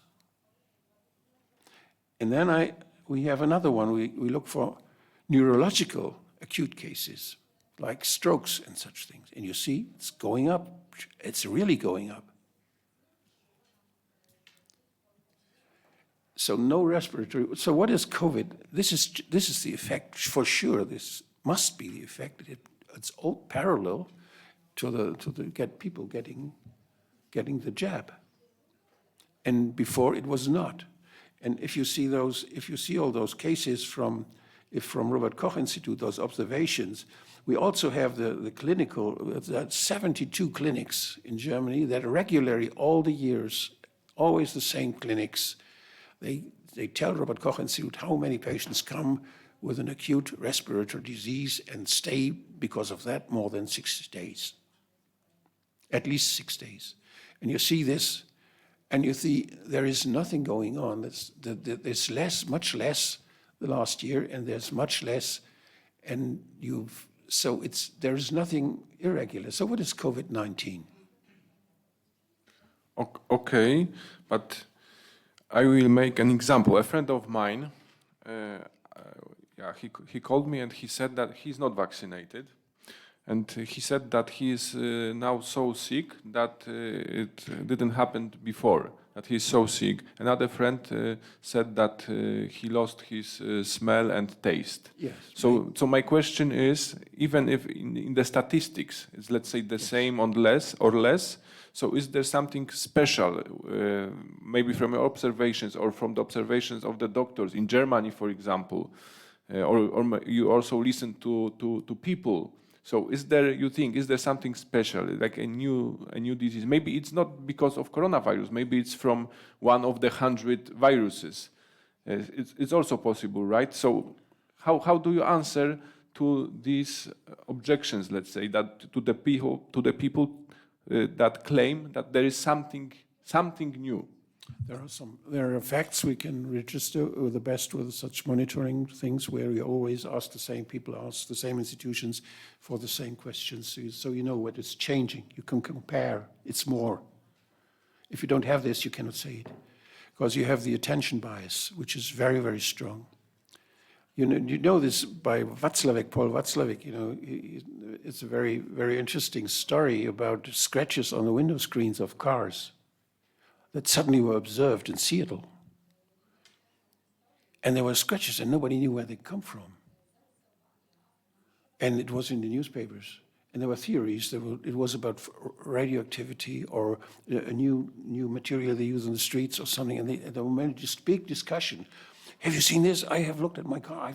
I have the scratches too. And then in Seattle it was. And after some time, it was well known, and more people in other regions tried to find those sketches, and they all found it everywhere. And it was a phenomenon that you don't see them, the sketches. You only see them when you look at from outside on the screen in a certain angle. Nobody did this before. There was no attention for such things, and such things happen in medicine too. And when you think of the phenomenon that you lose your smell, that you lose this, how often did you really, when your nose is closed, when you get very, very hard flu, for sure you cannot smell. For sure there's something wrong with the function of smelling and tasting. And so this is one thing. And so this is the attention bias, which could be responsible for such observations. I never had this before. And the other thing is that really what I've said before, that they try out something which may influence us. And this makes fear. This makes fear again. This is just a motor for fear. Are those infected people? Should we isolate them? Should we put them in some quarantine? The vaccinate, because we can get something from them, because they have perhaps the virus that can spread, which is much more dangerous, which is artificial. No, I say no, it's not possible, because the virus is not successful if it's dangerous. The virus which is dangerous keeps you at home and is not spread. It's much less spread than the virus you don't recognize. Only those viruses that you don't recognize, they spread very rapidly, like this Omicron. I find it everywhere now. And nothing happens. I was thinking actually about losing the taste and smell for a longer term, but actually I also read on the internet, like it was an article 3-4 years back, as of 2017, that influenza can also cause losing smell and, this is well known. And Yes. taste. Okay, I think we have to, please, and then we make a break. Influenza too can make all those cardiovascular diseases. I know the German health minister who had a virus infection, respiratory virus infection. Afterwards, he was off service because of myocarditis and suffered has still some damage. So this is from many viruses possible, but we are aware that it is only very few. But those people who have it now, they are blown up. Everyone is watching what's happening, and gets a lot of attention. And even when the test is positive, you have COVID-19. So it's a matter, their scientific method is very critical. You have to doubt all these things, and we have to argue, how could we find out whether it really comes from that, whether there's a causality, or whether it's just two observations that come together in our brain, because we have the story in our brain. This is the difference between science and the media and storytelling. And so if we want to find out if you just imagine, how could we find out whether the losing smell and taste is something special for certain virus? How could we find out? I will give you some billion, or some millions, some millions that you make a research on this. Please send me the papers. How would you do it? This is how we should argue, the indicators which we look for. We have to agree on indicators. This doesn't happen. It doesn't even happen. There's no discussion about indicators. How could we recognize what is true and what is not? There's no discussion on it. It's just stories, floating stories. So maybe last question. Yes, last question before the break. Yes, we have high excessive mortality in Poland, and from all-cause mortality is quite high in Poland.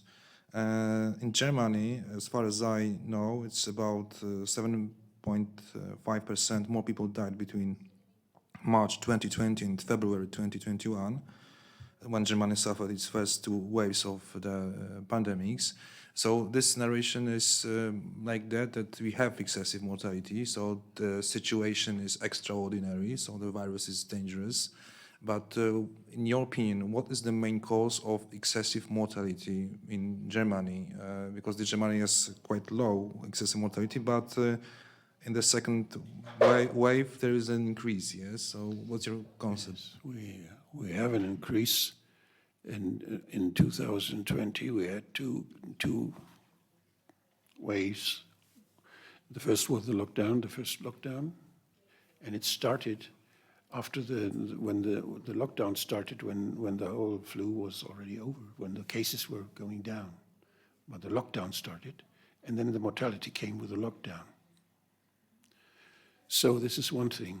I don't know the single factors which made this, but we know that old people were very much endangered by this lockdown. So maybe reduction in the availability of medical service, because we have a strong correlation with the reduction of hospitalization and excessive deaths in Poland.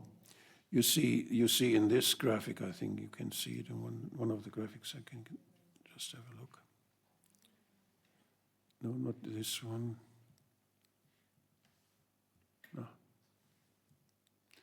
I think there you can see that, no, this is no age. We have such, from Robert Koch, we have such where the age of the patients is there, and you can see that with children are no more existent in this statistic. This goes down and stays down. Otherwise, it was always during this waves, the children were the highest, and now they're not there. And it is you can see this when you see the frequency of how often they go to the doctor. The parents don't go to the doctor anymore with their children.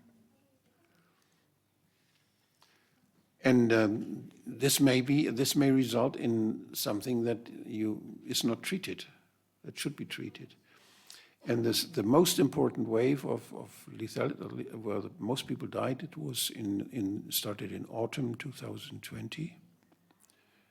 It was then when those almost like the health policemen, I call them, when they went to the asylums for old people, in the homes for old people, and they started testing the old people, and they started testing with giant numbers. They tested, and they tested the stuff too, and the stuff was sent into quarantine if they were they were healthy people working.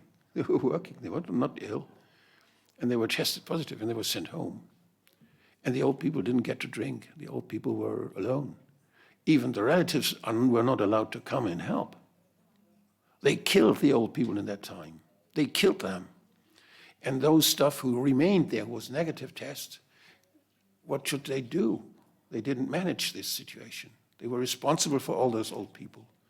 And they sent them to hospital.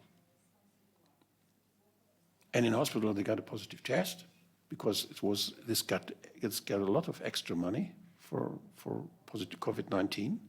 Even if you have contact with someone who had a positive test, you are allowed by the ECD, this second one, to be regarded as COVID-19, and you get extra money for it. So you had a lot of COVID-19 suddenly in the hospital because of this coding trick. And you had all those old people, and if you put someone with 85 years into an intensive care, or if you put them into a hospital with little stuff, you kill them. It's horrible. And there many people died then that time, and then they started the vaccination. In 2021, in the beginning of the year, all those injections started. And all this is mixed up. And now, what we see now, we see those people who first they said, oh, in a hospital you only find people that are not vaccinated. And it's those 40-day trick. And we have to distinguish all this. We don't have the data because they hide the data. It's forbidden for some doctors to ask for side effects because the clinic tells the staff, you have to be vaccinated.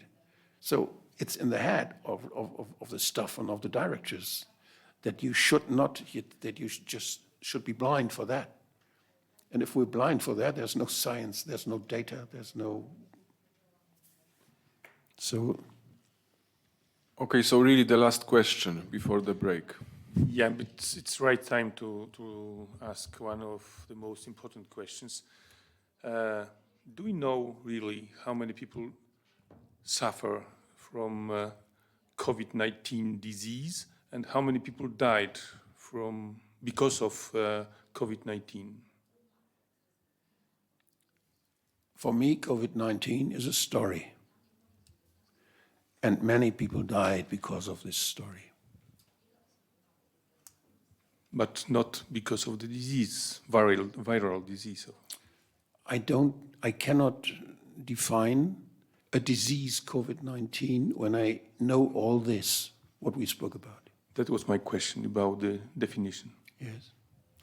I cannot define it because there are so many factors which all come together following the story. But actually we don't know what we are talking about if we say COVID-19. Something is happening which is dangerous. And it has to be dangerous to make us afraid. Just one thing as an argument for that. We have this events. Oh no, I can't tell it like that without picture. I started my first medical detective last year. It was in May, June or so. When I heard this New York doctor telling about the patients coming into his ward and without getting breathless within 1-2 days, very before they came with some infection, but then they get really seriously ill and they were intubated and so they were on ventilators, and they all died. Many people died there. And I went after this and I found out that there was an advice to give them hydroxychloroquine in a very high dose, which was recommended by WHO at the beginning, a 10-fold high dose than you normally give when you have rheumatic disease or malaria. So I was very much astonished, and I knew there was already a clinical study with hydroxychloroquine, which was not that high dose, but also people died from cardiac arrhythmia. In Brazil, it was stopped, the study. So you get cardiac arrhythmia, but there was one other thing. I was, even in Great Britain, it was obvious that black people died much more often than white people. And so I remembered this from hydroxychloroquine. I said, there was something with the favism.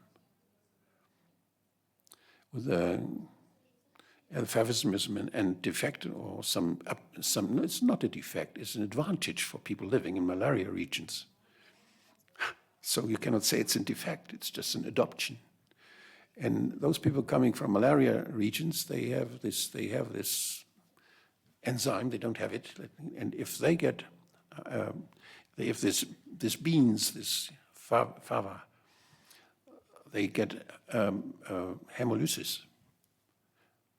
The hemoglobin goes down, and they get breathless. And when you give hydroxychloroquine, the same thing happens. And when you just go on giving it for 1 day, 2 days, 3 days and more, people get more and more breathless. It doesn't stop, and the kidneys get a kidney failure, like in malaria, because the erythrocytes explode. And such symptoms were there. So I found out that it is a very dangerous program what they do, giving hydroxychloroquine in this dose. I don't speak about the low-dose hydroxychloroquine. This is well known and it's okay. but I speak about those extraordinary high dose. They really produced the victims to frighten us.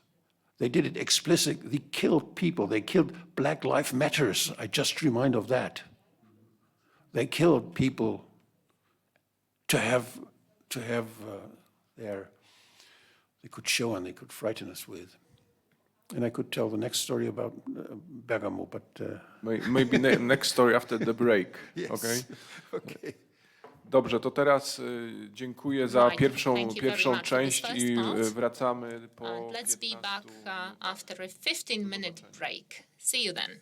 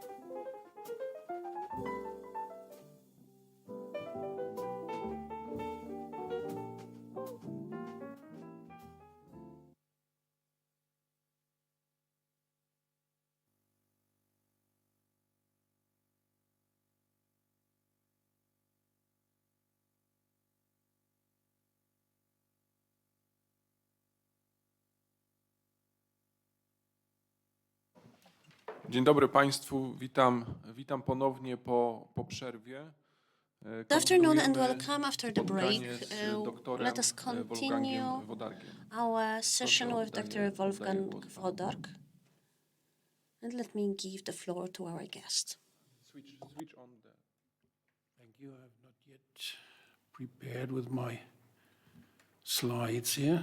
So we have discussed some of the problems, and following your questions, I was jumping through my slides.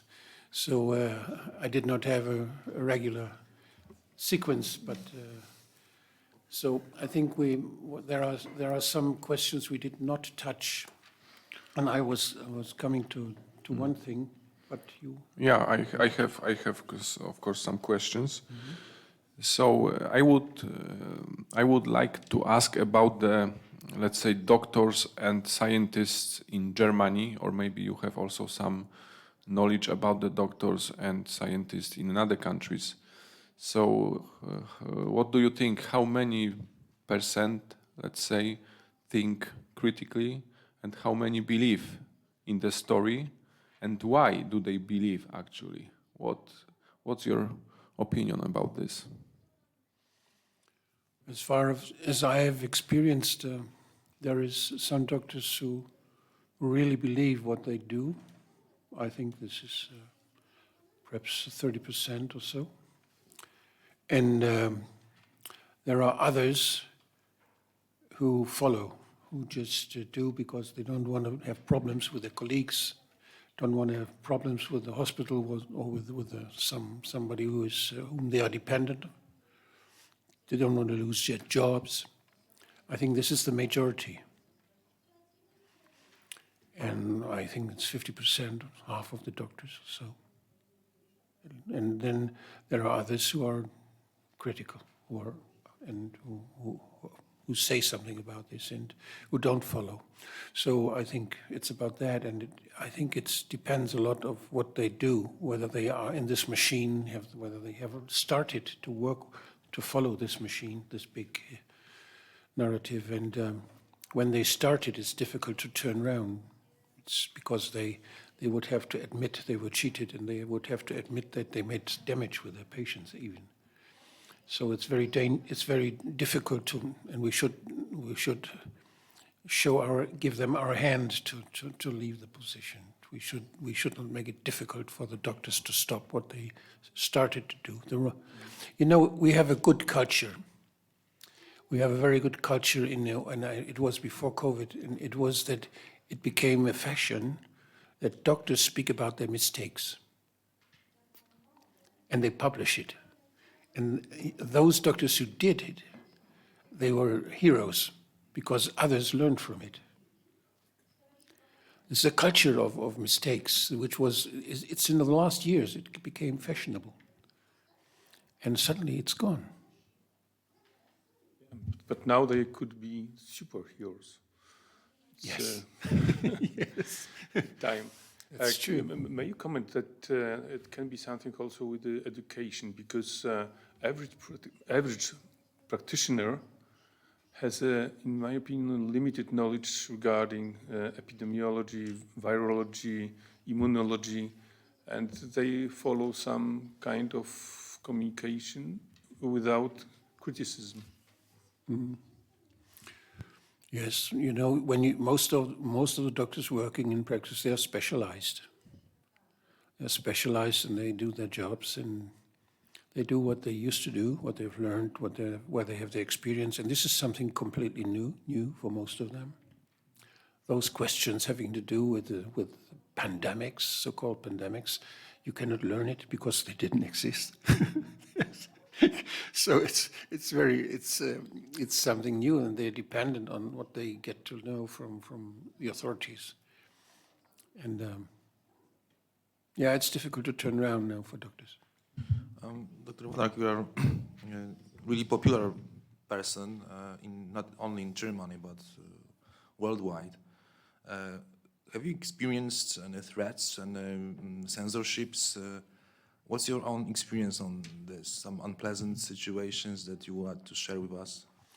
When I was a doctor in my own office, when I had my public health office, there was the last job as a doctor when I was working as a pulmonologist, and I was working as a director of this public health office, and I was critical, and I got many problems with the politicians.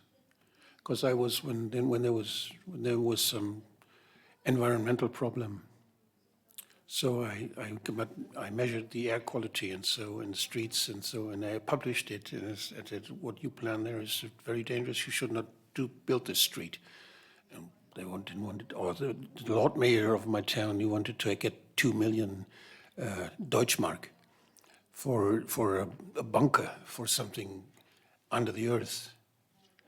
When he's constructing a sports event hall, he gets extra money for it if he makes some hospital for catastrophes.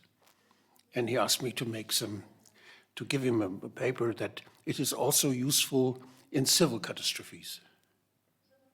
And I said, no, I don't do such nonsense. I don't give my name for such a plan. So he was afraid that he couldn't get his 2 million. And because I said, no, I make you a plan, a logistic, where about, let's say, 300 patients within 2 days into the best hospital specialized in Germany for burn, for everything, intoxication. I can find out where and make logistic, where to put them and transport, and so I can do this. I need 6 weeks, and you will have a plan. But I don't make a plan that you put the victims of a catastrophe into the cellar under a sports hall. It's a nonsense. And so I got big problems, and I was at court, and I was, and because I won, he just forbid me to work as a pulmonologist with patients anymore. So he made some stress. And always when you do such things, when you try to keep your backbone straight, then you get problems. But I always reckon, and I had such experiences very often. I learned this. I learned the consequences you have when you say no, that you're better off in the long run. You have problems in this moment, and it hurts sometimes. But in the long run, you're better off. You're stronger afterwards when you stay to what you think is right. And I think this is I have this advantage to have this long experience. Very often I had such things. So, yeah, in the party too. It creates finally the diagnose who is who. Yes, you have to learn. You have to learn, and you have to have good examples. If you know people whom you can watch doing the right thing, then it's easier for you if you have heroes whom you think you can follow. It's good to have such examples. It's important. I had such teachers. I found such colleagues in politics who said no, who stood up, although the whole group said yes, they stood up no. I was not the first. I learned it from them. So that it is possible, you can do it. And you surprise people very often. So, yes. Tak, jeśli mówimy o konsekwencjach, to chciałbym When we are wrócić talking do about the consequences, I wanted to get back to the consequences of the medical experiment, namely Potrzebujemy the informacji vaccines. z tej przestrzeni We need konsekwencji. Jak pan information ocenia on these dwa pytania? consequences. Jak pan So, ocenia how would you wiarygodność judge the europejskich i credibility niemieckich statystyk of the dotyczących European and niepożądanego German czynu statistics poszczepiennych related to szczepionka? adverse effects I czy as a consequence of these mieliśmy, czy mamy do vaccines? czynienia ze zjawiskiem And are we wzmocnienia zależnego facing przeciwciał, to jest ADE, the którym ADE byliśmy phenomenon? uprzedzani, stanowisko przynajmniej oficjalne w Polsce niektórych naukowców jest takie, we were że tego forewarned and zagrożenia some podostatniego w postaci ADE Scientists nie in ma. Jak pan Poland te claim dwie there is kwestie no risk of ocenia? ADE Czyli in the wiarygodność aftermath of these vaccinations. So, niepożądanych how czynów would you rate the poszczepiennych i credibility of kwestia the wystąpienia adverse ADE? effects registers, and how would you rate the risk of ADE in the aftermath of vaccinations? In my ward practice, or my practice as a public health responsible person, I was registering infections. So salmonellosis, tuberculosis, hepatitis, and such things. And I found out that if something happens, there's only a small part that go to the doctor. And then of the doctors, there is a small part who tell it to the public health office. So you have several hurdles to before something is registered somewhere.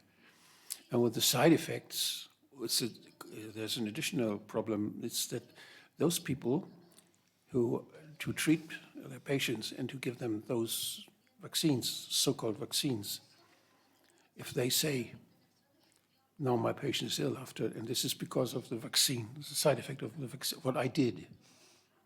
This is a very, very big hurdle. It's very difficult to do that. And so this is the first obstacle. And then the second obstacle is that it's so complicated to do it. You have to do it, you're obliged. If you have the suspicion that it's a side effect, you have to tell it to the Paul-Ehrlich Institute or to the administration. If you don't do it, you can be punished with up to 25,000 euros. But who knows when you don't? I don't know anyone who accused his doctor that he didn't do it. I don't know such cases. The lawyers should have a research on this, how often such things happen. It would be interesting. But I don't know it. And so at first is when you have the codes, giving the ICD diagnosis, there are certain diagnoses that are rewarded now, and others where you get problems. So when you follow the suspicion that there is a side effect of drugs, of injections, there you get problems. And I think that there is less than 1% of which is coming to the statistics. I guess there's a big hidden part of side effects, and those side effects. Nevertheless, they have jumped already in last year. They have jumped so much. Is it possible to show? So I can do it here. No. You see, this were the side effects in the EMA, in the European Medical Agency. Normally, all those years, all those from vaccinations. Oh, no, this all drug effects, all. So this were the number of side effects, and suddenly when the whole thing started, choom, it jumped up. And this was an early observation. This has continued like that. Jakiego rodzaju, pan powiedział? What type of Tak, ale kontynuować wypowiedź. Jakiego rodzaju So ask the problemy ADE rodzi question. zgłaszanie Yes, but what sort of problems are the doctors facing when they are reporting these adverse effects? What kind of trouble do these doctors get into if they want to report? Yes, they only get troubles when they go after it and put it in the files of the hospitals or when they are employed. Not when you are a single doctor in your ward, you don't get problems from a boss or something. So they should do it. For them it's much easier. This is only that they perhaps if they give the jab themselves, that it's psychological obstacle there to say, oh, I did something wrong.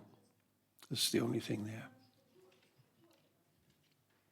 And the second question. AD, chodzi mi o AD jeszcze. Yeah, I was asking maybe about AD. maybe you can repeat. Tak, chodzi o zjawisko. Yes, wzmocnienia my second zakażonego question przeciwciał. was about the ADE phenomenon. We were forewarned about that. Czy rzeczywiście z tym mamy do czynienia, czy może Is that what rzeczywiście we nie are ma tego facing? Is problemu? that really the case, or is that a non-existent one? Well, the ADE is we know this from dengue fever, for instance. We know this when you have a second contact with some virus, that something happens because your immune system reacted in a way the first time that makes you more sensible for the second time.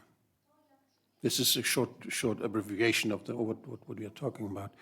And this can happen with this so-called vaccination too.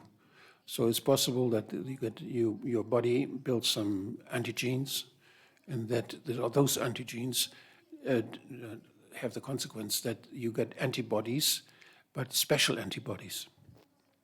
And there is another thing, they are not neutralizing. They are not completely neutralizing if something comes where the antibodies work against. But if they are not completely neutralizing, then the virus, which has some antibody on it, even can enter a cell more easily. And this makes a big reaction, and this makes the whole cytokines make alarm, and this is the antibody-dependent enhancement reaction, how it is in the books. But there are other effects that happen when your immune system gets this jab, gets the contact in the body somewhere. It's a completely different reaction on the antigen than it gets when the normal way comes. Normally it comes through the respiratory tract. Normally you have the dendritic cells there, you have this alarm system with the lymphocytes and competent ones and cross-reaction possibilities and all this stuff, which is a local. You have IgA antibodies there on the mucosa, and so it's a very well-functioning local immune reaction normally when our body gets contact with those spikes from coronaviruses.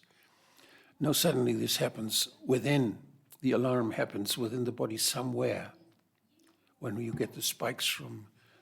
So we have the body prepares, the immune system prepares for a different thing than it normally prepares when the virus comes. So the communication of the immune cells may be disturbed. I don't know how exactly they are disturbed, but it's a different alarm. It's coming from the back door. It's a thing that maybe lead to distortion of communication among immune cells. But we have too little experience with such a thing. And we only know about those antibody-dependent enhancements when they got injections with normal antigens. So parts of viruses they were injected, and then they inhaled coronaviruses. This was when they tried to make a vaccination against SARS. the animal trials. And those animals died, many of them. And because there was this incomplete antibodies, not neutralizing antibodies was the reason of it. This is why they stopped producing something to inject it into the muscle as a prevention. There are those trials, and there are even products with the influenza viruses that they produced influenza vaccine. You do not inject into the muscle, but you spray into the nose where it normally comes. And it's a training for those cells who are competent. And this works. But I don't know why they don't do it if they really mean it. Well, this would be the normal way to protect us. But there's another thing. If you do it against one virus, if you do this immunization against one virus only, then you have all the other viruses. They have more space then, and we know this from such flu injections that they have more cases with the coronaviruses or metapneumoviruses and other varieties. They did such a big study in the Pentagon with some 1,000 people who got the flu shot, and then afterwards they found out that they didn't get less ill, but they had a different spectrum of viruses that made them ill. So you just make space for the other viruses. So this you have to think of. And there is, I think this is there's one thing when you put it into the muscle, the jab, then you have the problem that the muscle is very well blooded. There's lots of blood in it, and you have, when you inject it, you have the big risk that you inject it into the vein, or that the mRNA directly goes into the blood, and you have this risk is much bigger with young men who have strong muscles than with old women who cannot move their arms anymore, and or old men too. But this may be the reason why you have this statistics that about young men getting more myocarditis than all the others, because when you have this injection, the needle is very big, and it cuts them. It cuts the cells. Makes like a knife. It's just sharp like a knife, and it goes through It goes through blood vessels, goes through cells, and so on to tissue. And for sure, there is some way when the nanoparticles, they are very, very, very small. That's why they're called like that. And when you inject it, it is very it's possible that some of them nanoparticles go into the blood. When they go into the blood, when they reach the bloodstream, the blood is the venous bloodstream, the venous blood, which goes to the heart, to the right atrium. And in the right atrium, you have the sinus node, which is the pacemaker for the heart. It's directly under the endocard. It's very, very vulnerable there. And there's a low pressure. The blood is collected with low pressure, collecting there in the right atrium. And there is contact time also. And so that it is very easily possible that the nanoparticles enter the endocard cells, and then they make an infection. They start producing spikes in the endocard, and then you have an infection. You have a myocarditis or an endocarditis. It depends where they go then. And when they go to the right chamber, right from the heart, then they go into the lungs. This is the next station. And then you have all those problems with the alterations in the lungs, when the reaction in the lungs, the infection. And you see this lymphatic changes in the lungs of people who are vaccinated. There was this Congress for Pathologists, you perhaps know it, and they showed the pictures of the myocard, they showed the pictures of the lung, and they saw this very atypical lymphatic infections, which is an immune reaction in those cells, and the immune reaction after vaccination is very, very probable that it's coming from those spikes that are the antigen, and that make this infectious changes that people died from. You know, myocarditis is a thing that the body can, in most cases, a young man survive, and they get, after the myocarditis stops, then after the treatment, they are treated, and then but the cells that are damaged by this infection, they stay damaged all their life. And such a myocarditis has the rest of this makes the heart more insufficient, and you may suffer from heart failures earlier and easier. So they don't get again the same strength. The heart muscle is weaker afterwards, and this stays.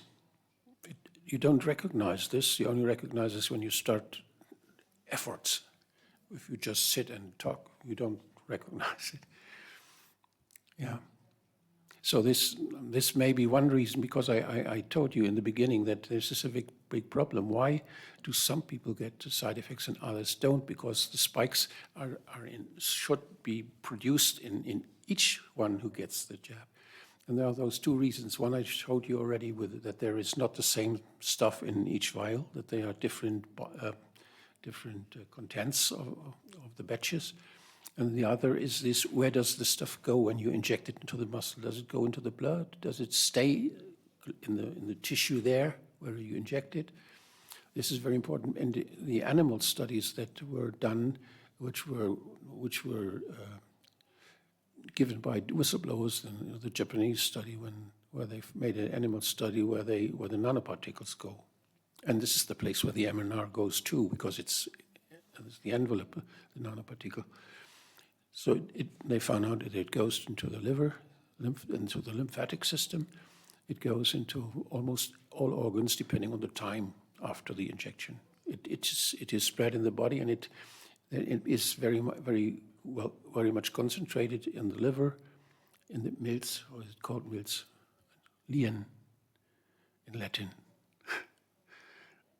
So in those two organs, because it's a lymphatic organ too, and it goes into the lymphatic system, the appendix, for instance, in the intestine. It goes into the ovaria. It goes into the testes, and this makes every time, or each time it goes into an organ. In this organ, there you will have a reaction, and this reaction is an infection.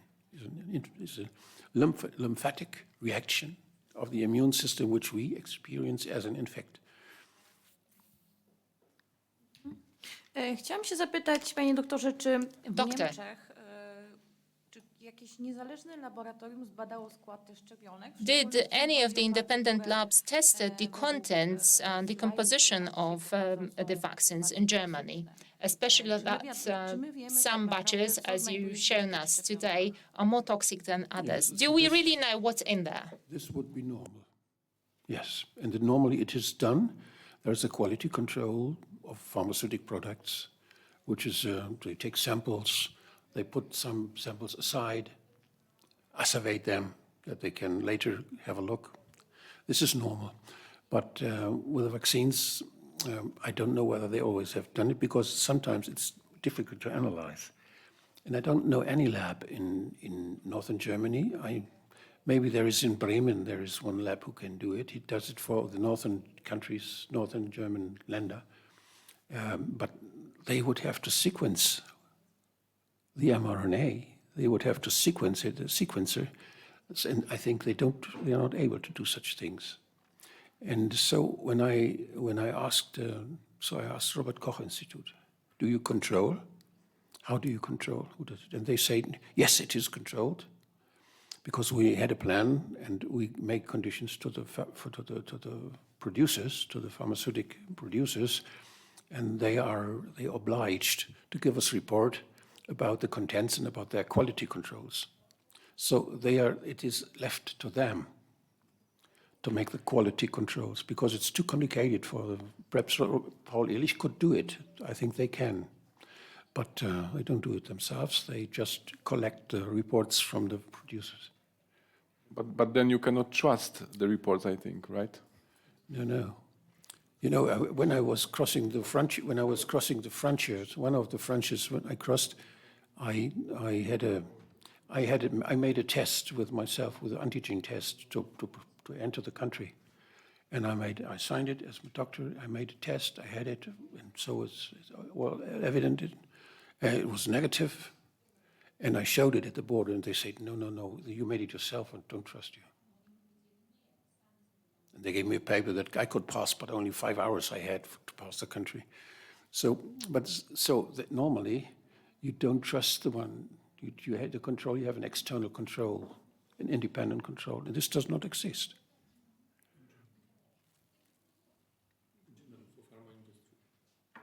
In general?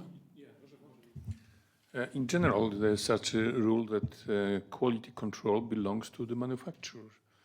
It's very rare that somebody takes samples from the market.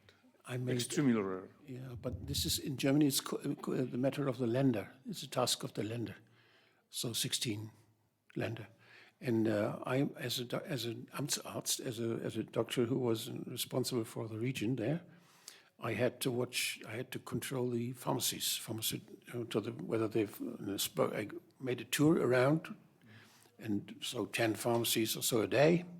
And there was this boss of the Länder, Arzneimittelkontrolle, the control organ, and he made it with me. He's a pharmaceutic guy, pharmacist, and we went and I'd had a talk with those people there and asked them and had a look how many Captagon or what drugs which doctor prescribed them, so I could see whether the doctor dealing with drugs or so. I had a different task, but he was controlling that the pharmacists can have a Muffelofen and have such an analytic apparatus to find out whether really something is in the drug that should be inside.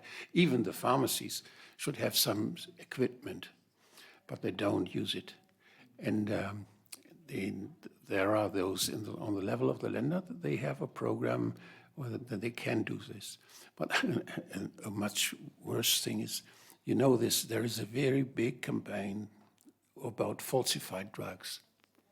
The pharmaceutical industry, the big ones, they always speak, we have to prevent that drugs are falsified and bring into the market in Germany or in Europe.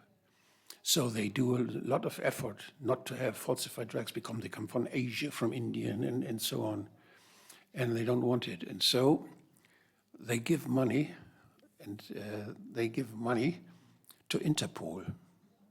Interpol has a specialist looking for falsified drugs.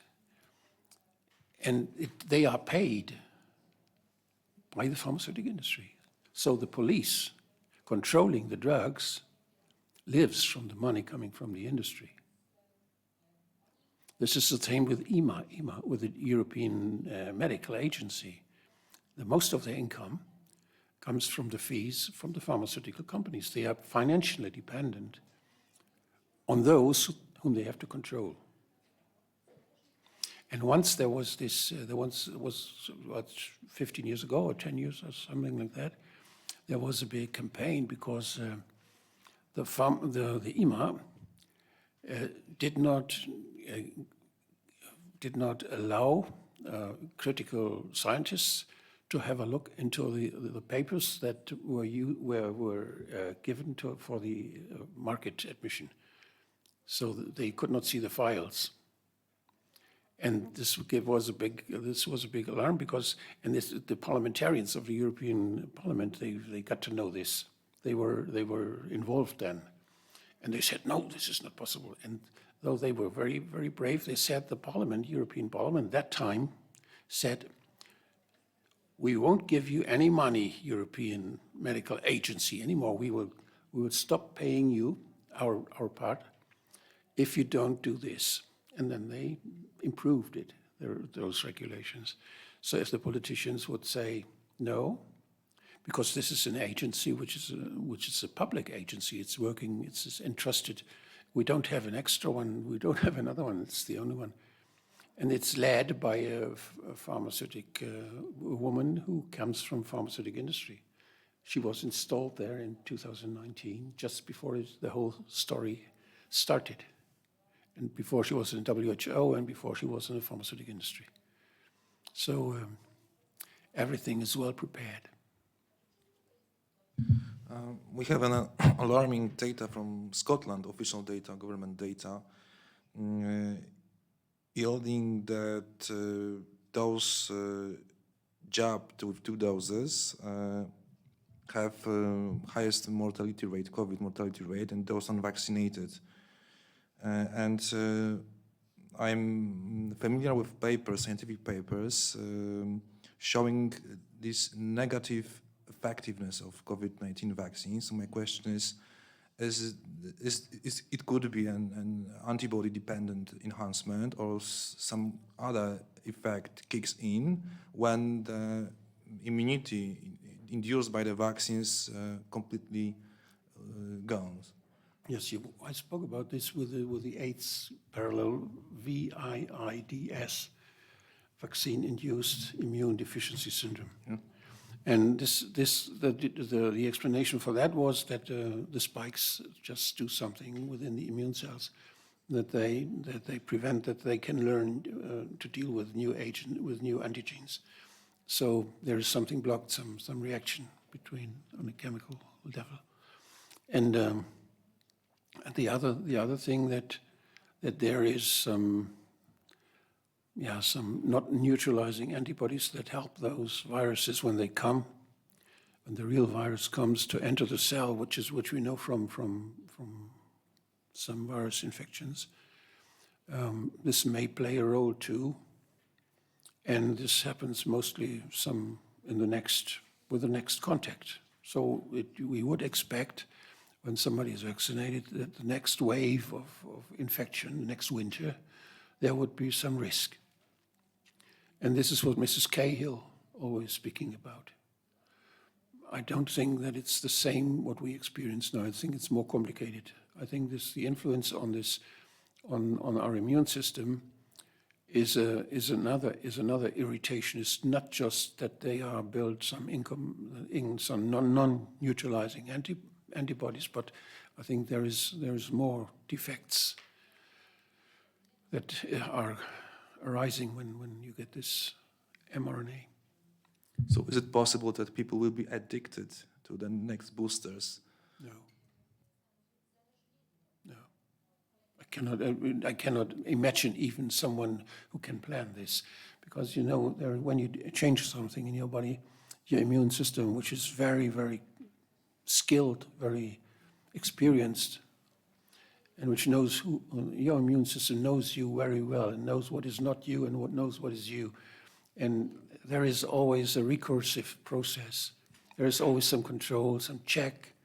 If one cell does something, the other cells recognize it by cytokines and by all those chemical reactions. Then, so there is always feedbacks in the system, communication in the system, and there's no one, I'm very sure, who can see all those connected information ways. And maybe from individual to individual, this can be different depending on the experience, the immunological experience this individual has. So just think of hepatitis B vaccination, where perhaps you get first contact with 1/2 of the spike proteins already. No, there is no science about this. You don't know it. Last days we could read that there is a cure for a virus.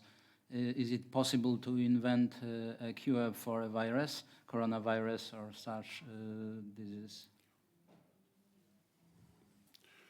I think we don't need a cure for a virus. We could do something to strengthen our immune system. You cannot cure it's the same if you get a bad letter from some office. You cannot cure the letter. You can cure how you understand the letter and what you do afterwards when you get this letter. Because there is a question actually, because a lot of people are saying that we have to cure the people, heal the people that have COVID or what we call COVID. But is there any proof, any evidence that there is medicine that is actually working for the against the virus diseases, like evidence in some randomized controlled trials or something like this. So what do you think about medicine against viral diseases? You may prohibit some infection by disinfection, by strengthening your immune system with vitamin D and zinc and such things. So you can enhance the biological reaction. Your body is possible to react, and that your body has to do the work anyway. And you can do something to help the cells or help your body with this. And there is always the possibility that you block something. Because when you have an overreaction, you know, with you have a hypertension, you take a beta blocker. So you just close the ears of the system that it cannot hear because it overreacts, and if it cannot hear anymore, because you block the ears of the cells, they don't react, and so you can minimize this. But there is a reaction on what you do too, because those cells perhaps have two different functions, and so this one reaction is good if they're blocked, and the other reaction is necessary when you get side effect. So all this has to be found out in long-running, double-blinded, and good clinical studies. And what is the status? What is the state now of these medicines? There are people who have experienced something with clients, and they tell us there's a big success. And this is not the standard which is normally accepted in pharmacology to say this is a useful drug. There are observations, promising observations that may lead to the result that we really invest money to find out whether it's really true, and we have to do it. I think it's worthwhile that we can do it. Up to then, we have very little good experience with antiviral therapy. We have very bad experience with AIDS, for instance. We killed people with. We have bad experience with remdesivir, also with Ebola. It was horrible effect. We have very bad experience with remdesivir, for instance, with COVID-19. And it's always the same. They come with their drugs, they have a patent, and so they try it again for the new. They get a new patent when they use it for a different virus. Each time they have a new patent, although the substance is there. With all drugs, it's like that. If you have a new indication for your drug, you get another 10 years of monopoly to use it. Odnośnie remdesiviru, jakby pan mógł... Speaking of remdesivir, could you please expand on it? Why is it killing people, and what way? What is it about this drug that is so noxious to patients? I just refer to the summary of some clinical studies where they found out that it does not help, and I refer to the book of Köhnlein concerning AIDS. He has all the sources there in his book, and he is much more skilled in this question. I did not follow so intensively what the results. I know that even the WHO says no for remdesivir now, because there were clinical trials with COVID-19 and they did not have good results. And some say that there where it was given, there was big damage. And I don't, for instance, what happened in northern Italy, we don't know. There's no scientific evaluation of what was the effect of giving such things which were not, where we had no experience. It was just given as emergency drug.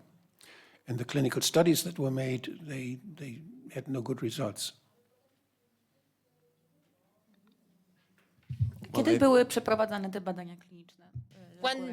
When were these clinical studies on remdesivir held? Just roughly 2020, 2021? And there are new drugs. I don't have the oversight. There are several firms that says we have a new drug, and there are clinical studies running now, and they are all with those. Most of them, I think, are with with antiviral drugs. And most of those antiviral drugs just block some receptor somewhere. They have certain function, like closing the ears or closing the eyes or something. So but I don't know the details. Yeah. I think that many remdesivir side effects were attributed to COVID-19. Recently, I've read the paper about remdesivir side effects involving reactivation of herpes viruses. So it could be attributed to COVID-19 because, these people. Yeah, how do you know what effect was it that the immune system was getting weak? How do you distinguish? Well, it's really hard, for sure. For sure, the industry says this was COVID-19, and the others say, oh no, this was remdesivir. So make a plan how to study, how to find out the truth. I don't know it. Yeah, well, let me switch the topic of our discussion to asymptomatic transmission, because this is something really new. Is it another horror story to scare to people, or there is some role of asymptomatic transmission in terms of respiratory tract viruses? If we use as an instrument the PCR test to find out whether there are some parts of a coronavirus, right?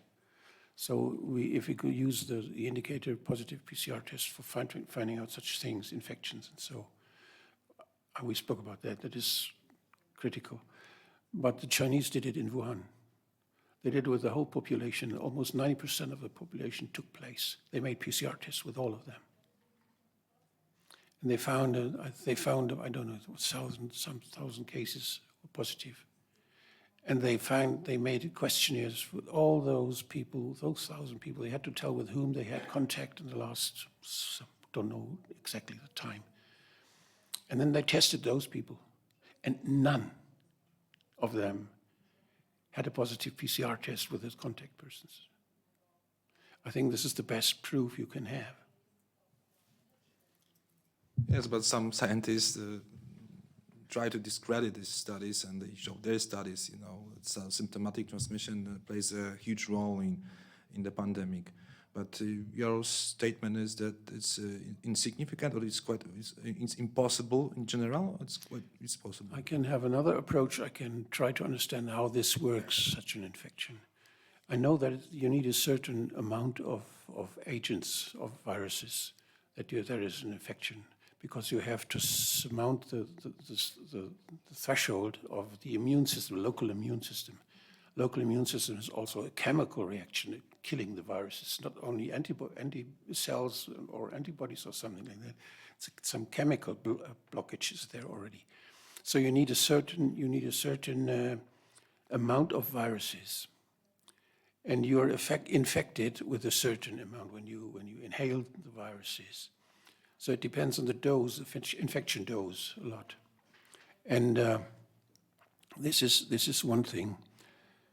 And when you I must ask this question just. Yeah, I ask whether the asymptomatic transmission plays some significant role in the pandemic. So it depends on what you call symptoms.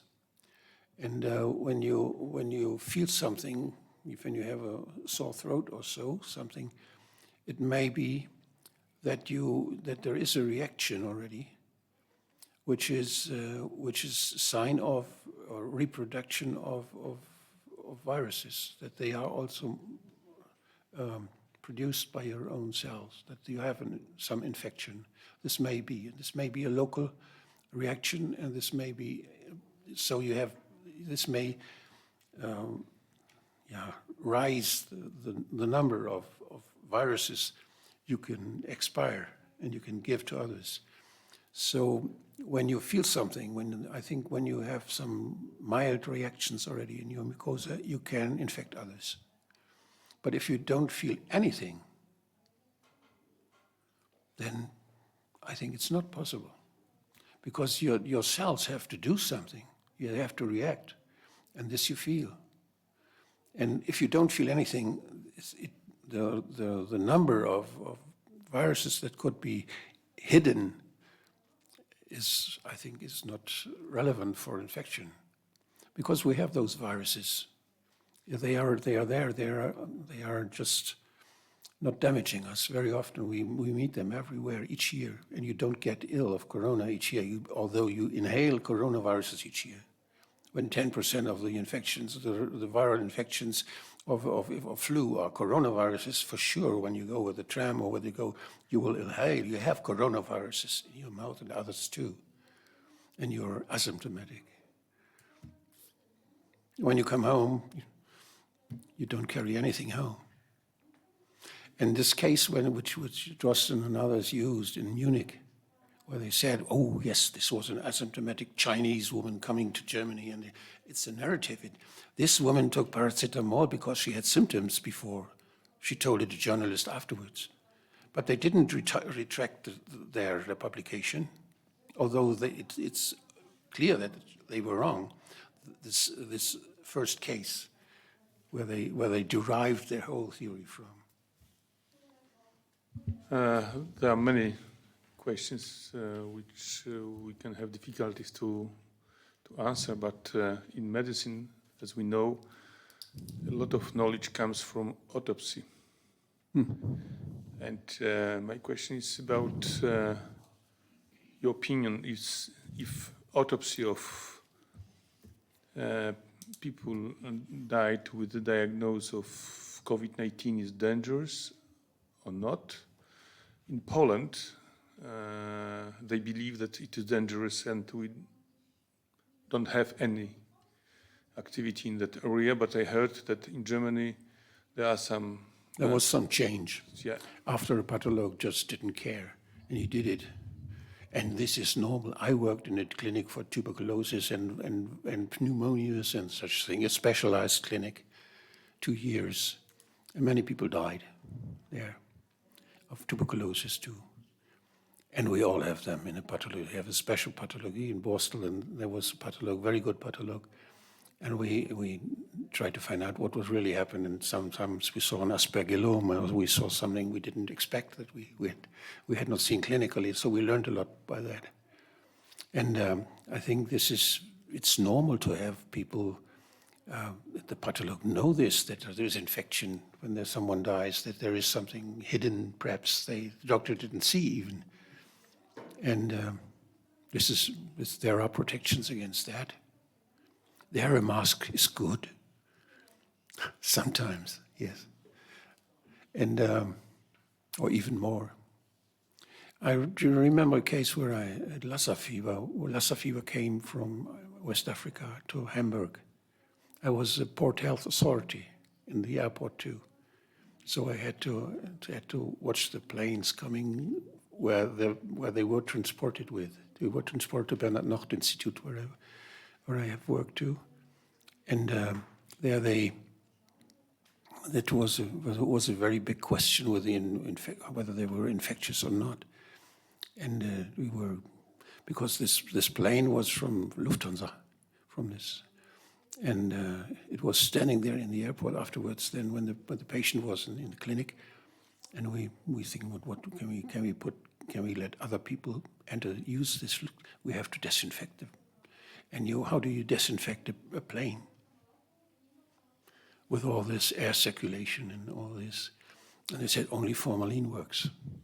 And then the technician said, formalin here with all this electronic, are you crazy? So it was good, but the flight was, the airplane was okay. So it didn't fall down. So there are so many questions with this, with the dangers of having contact or not having contact with some viruses. We know that. But there's opinion that when people die with this diagnosis, it happens usually after a few weeks. And the opinion is that after a few weeks, there's no virus in the body.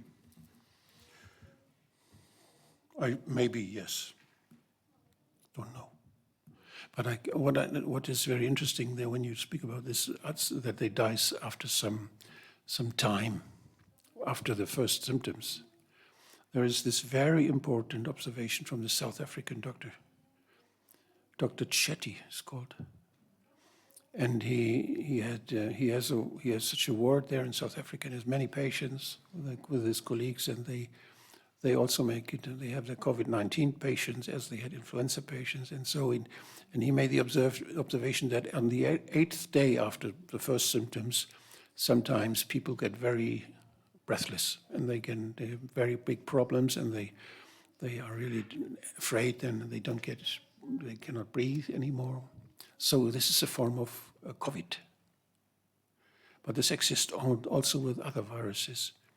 And what they observe then is when they go to a hospital, they also have the same X-ray picture. You know, this Milchglastrübung, this like fog. Yeah? You have it too. But it's no pneumonia. It's not an infection. It's a pneumonitis. It's an allergic reaction, as we have it with the farmer lung. When you inhale something which makes an allergic reaction in the alveoli. And this he observes with COVID-19 too, with his patients. And he treats it with a high dose of cortisone and antihistaminics.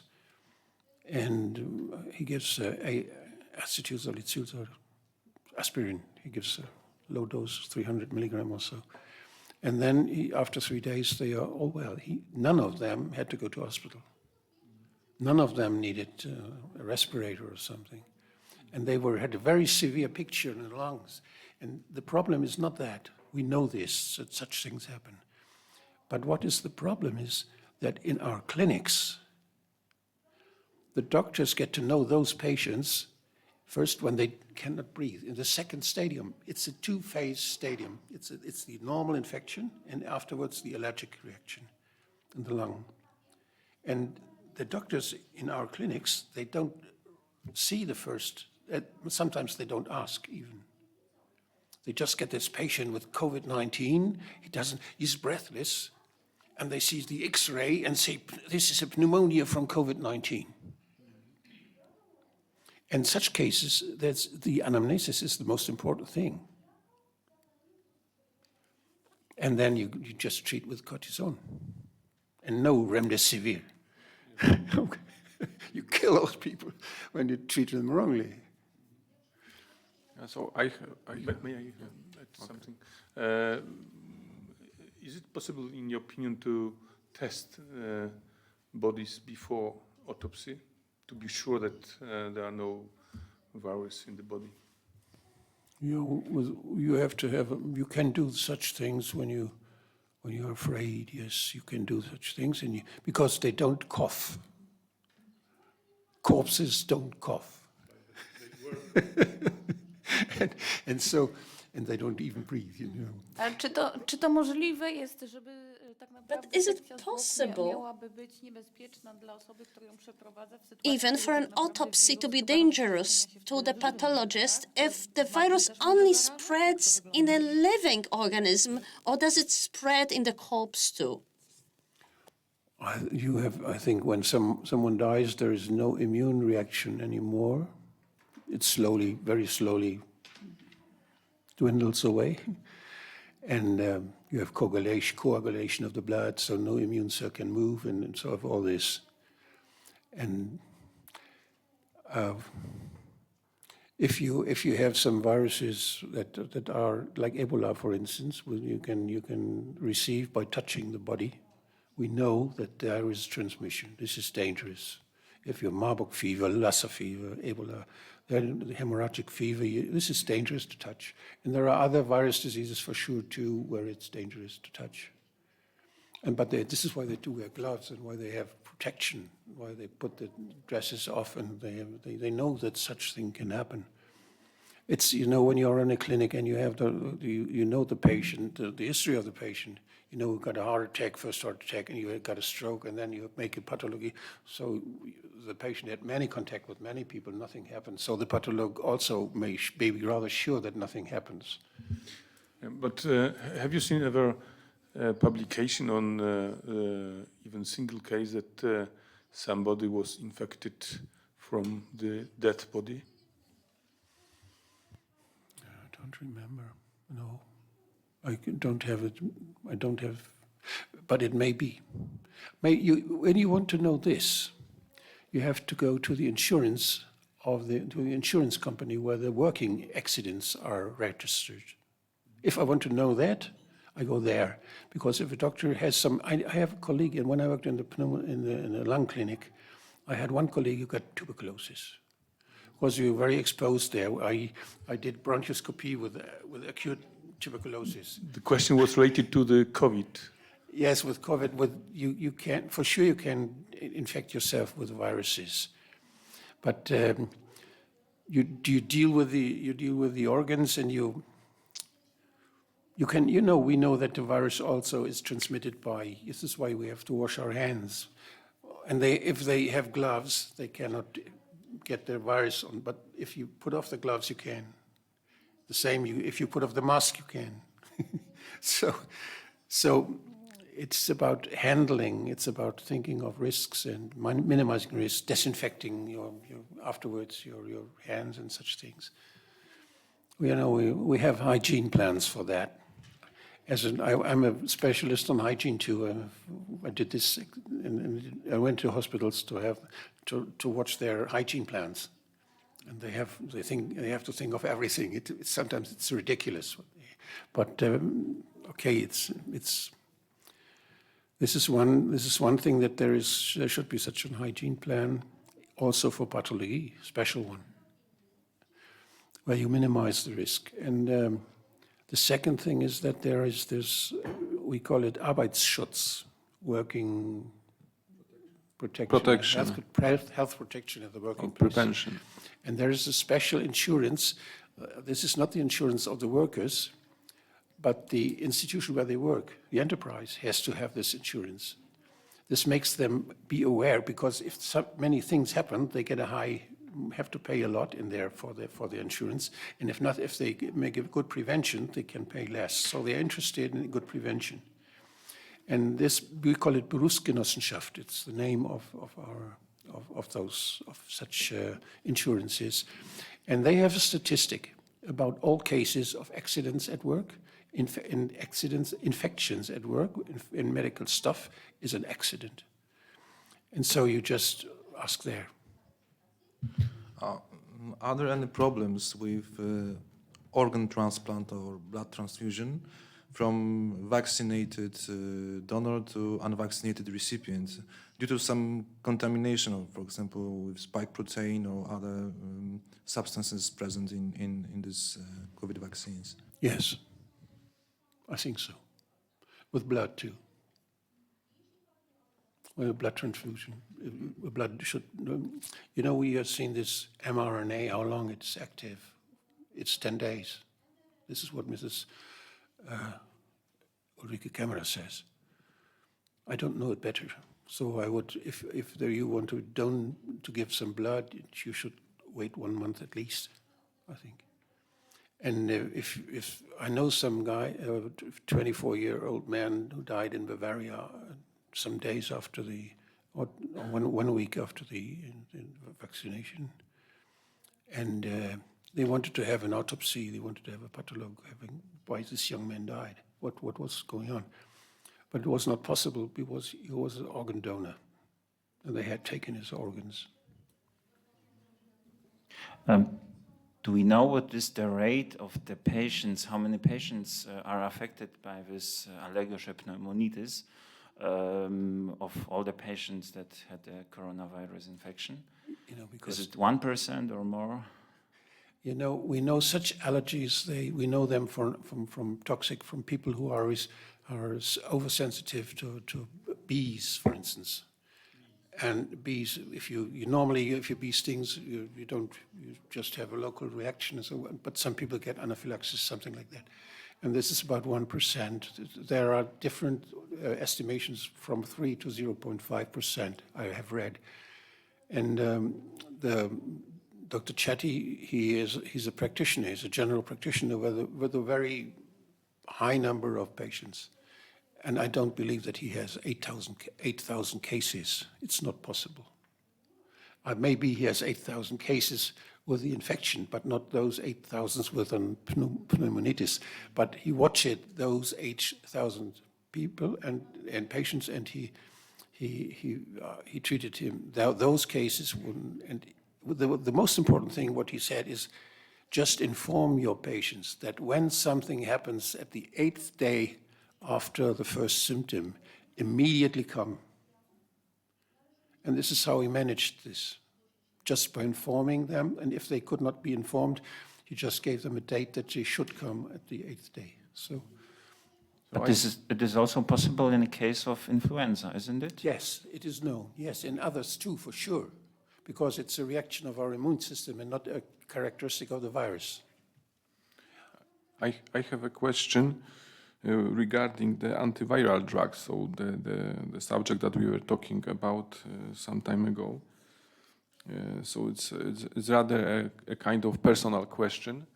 So if you were sick from a viral disease, then would you take an antiviral drug, or what would be your treatment? Yeah, if there are no reliable clinical studies, I would try drugs from them I'm sure that they don't damage. For example?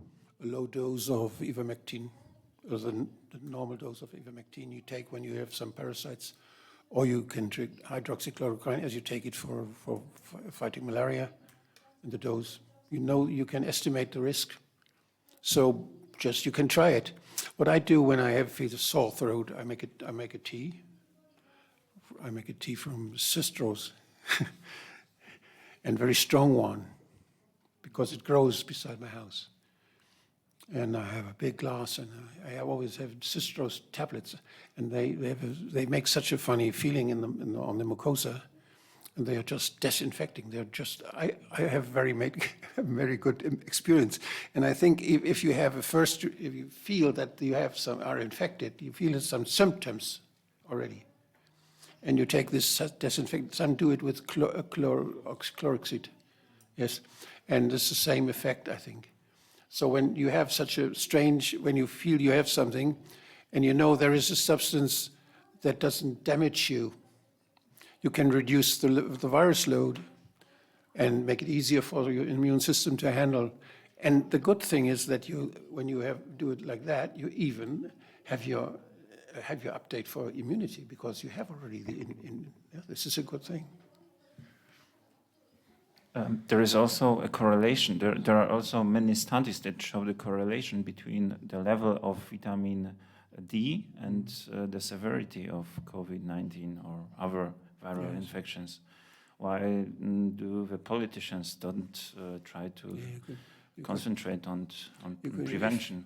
If you have an army and you want to find out whether the army is good and strong and could defend you, you let them train, you make you go to the knees, go up to the knees, and if they do it well, you can say, yes, they are strong. And this is like vitamin D is necessary.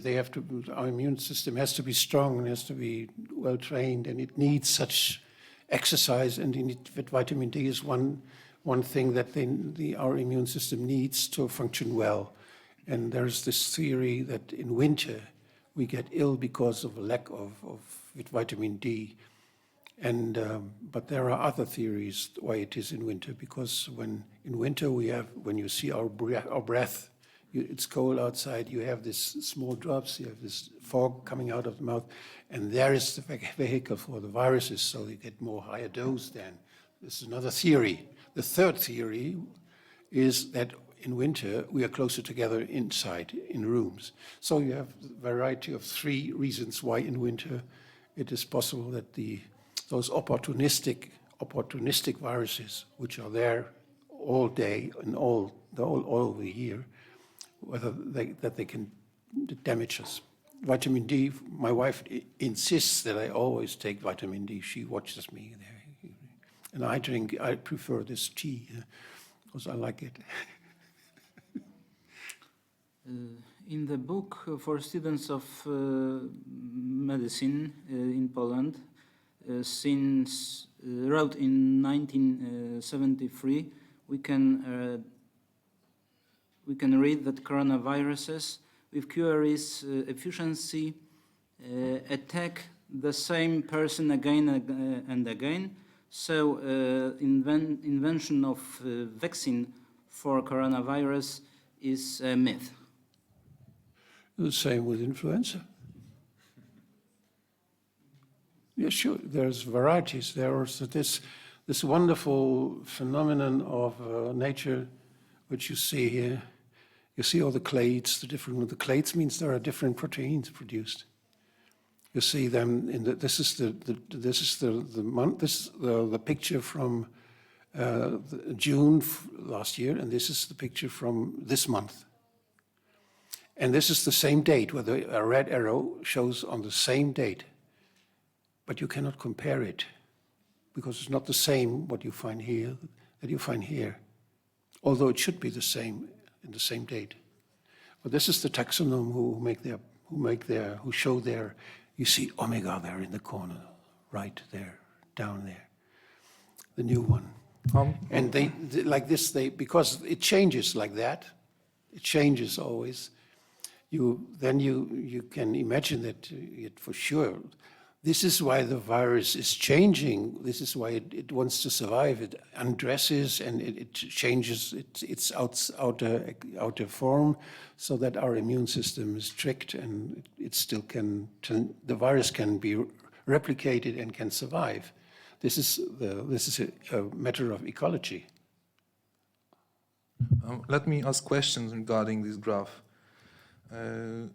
Do mass vaccinations put the evolutionary pressure on SARS-CoV-2, especially on spike protein? And what kind of dangers can you recognize regarding this Mr. phenomenon? Van den Busch is speaking. Yes, this is for sure. If you make it difficult for a virus, it's not a single virus that changes something. It's a long evolutionary process. And, you know, the most important thing for a virus in the evolutionary process is that it doesn't damage the host to survive and to be replicated. I have a question regarding some statistics in Germany.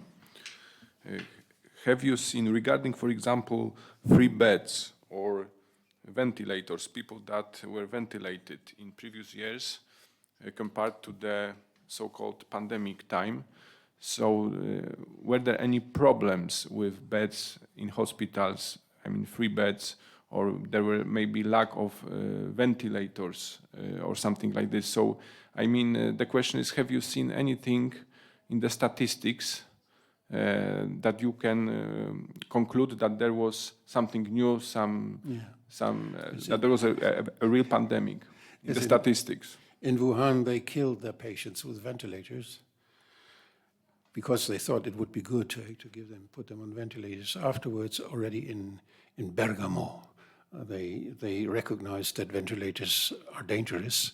And sometimes later, I think in May or so, it was published that it's better not to give weight to ventilators. And in New York, also, they killed patients with ventilators. And so buying ventilators and providing emergency with having lots of ventilators was just very good for Dräger and for others who produce such ventilators, but for no one else. So the ventilators are one thing, and the other is the emergency beds. The free beds. We are waiting for COVID pandemic patients coming, thousands, and so we have to be prepared in hospitals.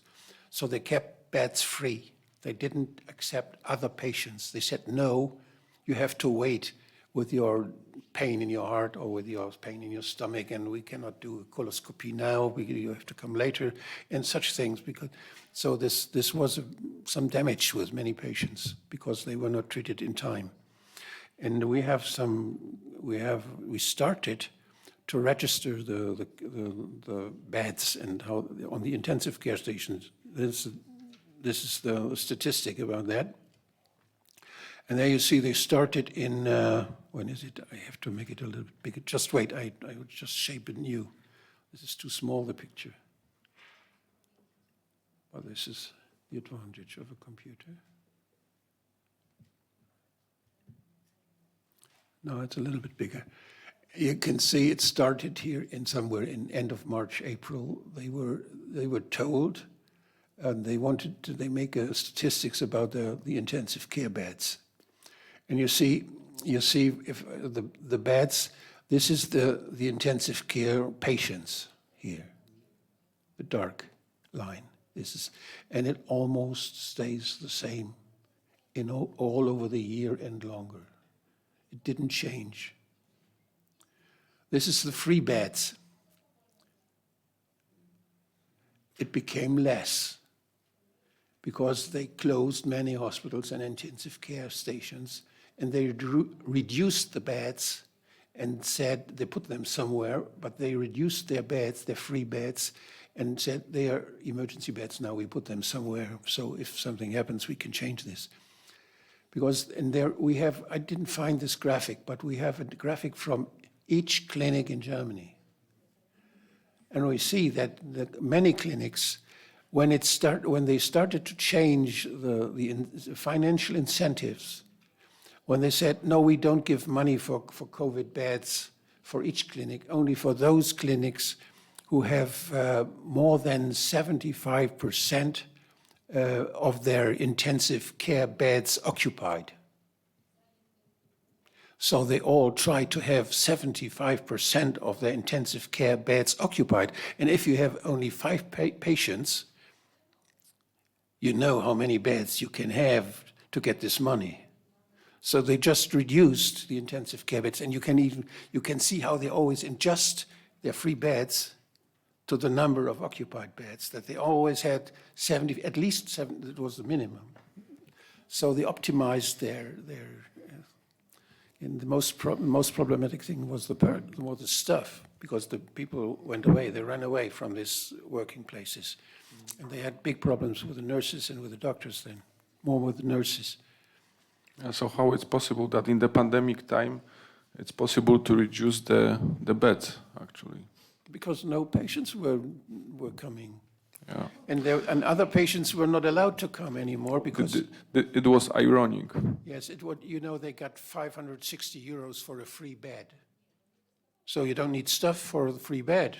It's very good. You don't have expenses, you just get the money. There's somewhere a bed standing, and it's all that you play this role. Yes, we have an emergency. Yes, we have COVID.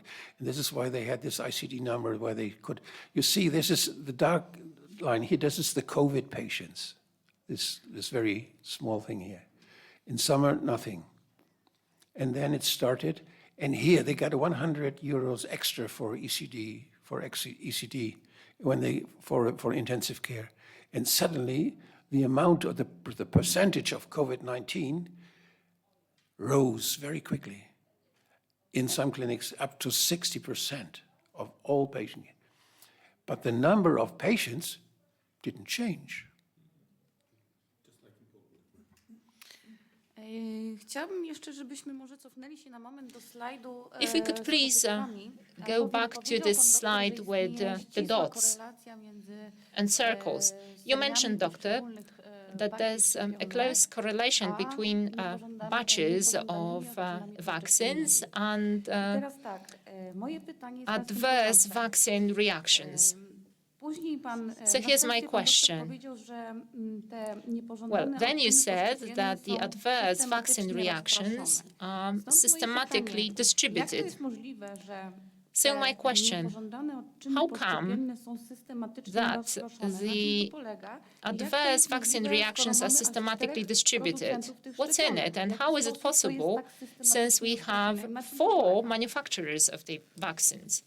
What's this distribution like? Yeah, it seems that this is what Mike Eden found out, and some others who did this research, and there are more and more doing this research with the batches and with the various data. There is more information in it we have not yet discovered. I would like, for instance, the information that how many young people got those with the age of those persons because of this, intravenous injection. It would be very interesting to find out. And so, but you asked because of those different firms, and you see I I don't know whether you can make it bigger. But there is, the firms were written in some, I don't see them here. But Mike Eden says that this was Moderna, this was Johnson & Johnson, and I know only that this was BioNTech. I don't know whether this was Moderna or this, but they didn't do it in the same time. This is what he said. So there was some, yeah, there must be some organization behind it. This is what they suppose. And, you know, there was a critic on this data because there was someone who said, oh, yes, if you have a very big batch with 600,000 vials, then you have more side effects than if you have a small batch with only 50,000 vials. It's clear. But this they controlled, and they didn't find a correlation. And they controlled it with the 33 confirmed lots of Pfizer-BioNTech. They didn't do it all, but there they did it. Are there any more questions? Because we will go. Tak. Jeszcze jedno odnośnie tego mojego pytania. Czy my wiemy coś na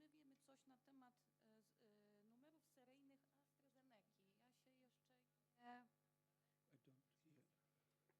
numerów seryjnych AstraZeneca? Do we know anything about the lot numbers of AstraZeneca vials? They are Nie not mamy in this. nic, czyli AstraZeneca nie podaje swoich numerów So AstraZeneca do not give the lot numbers in the context of adverse vaccine They reactions. were not distributed in US. I don't know.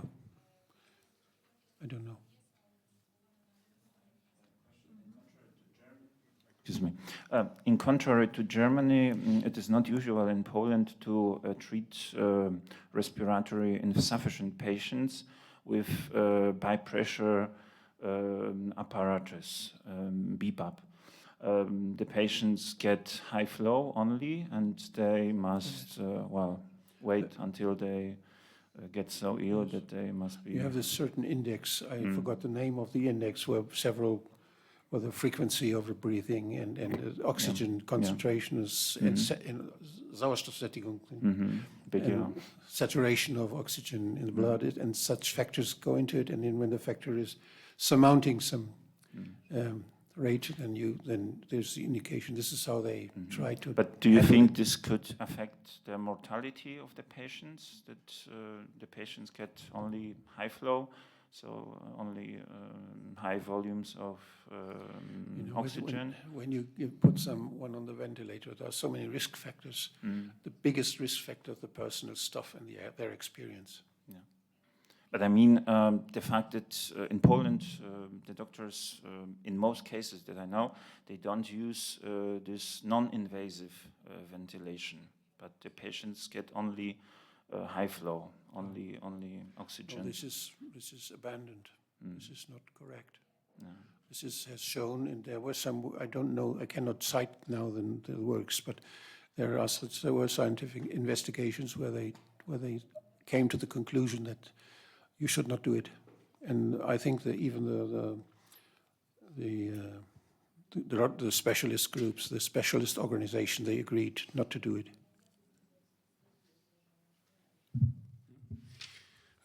We can have more information if we would practice the viral tests from the blood in some, of course, cases. Why, in your opinion, these tests are not exist in the practice? Do you mean antibody? No, the tests, viral tests taken from the blood, PCR or antigen tests. Yes, from the blood, doing this. Yeah, they don't do it, but theoretically it's very easy. Yeah, it depends on what you touch. You have this. PCR is reacting everywhere, but the more different living particles are there, the more you disturb the results, because there is so many genetic material that you may have more false positive.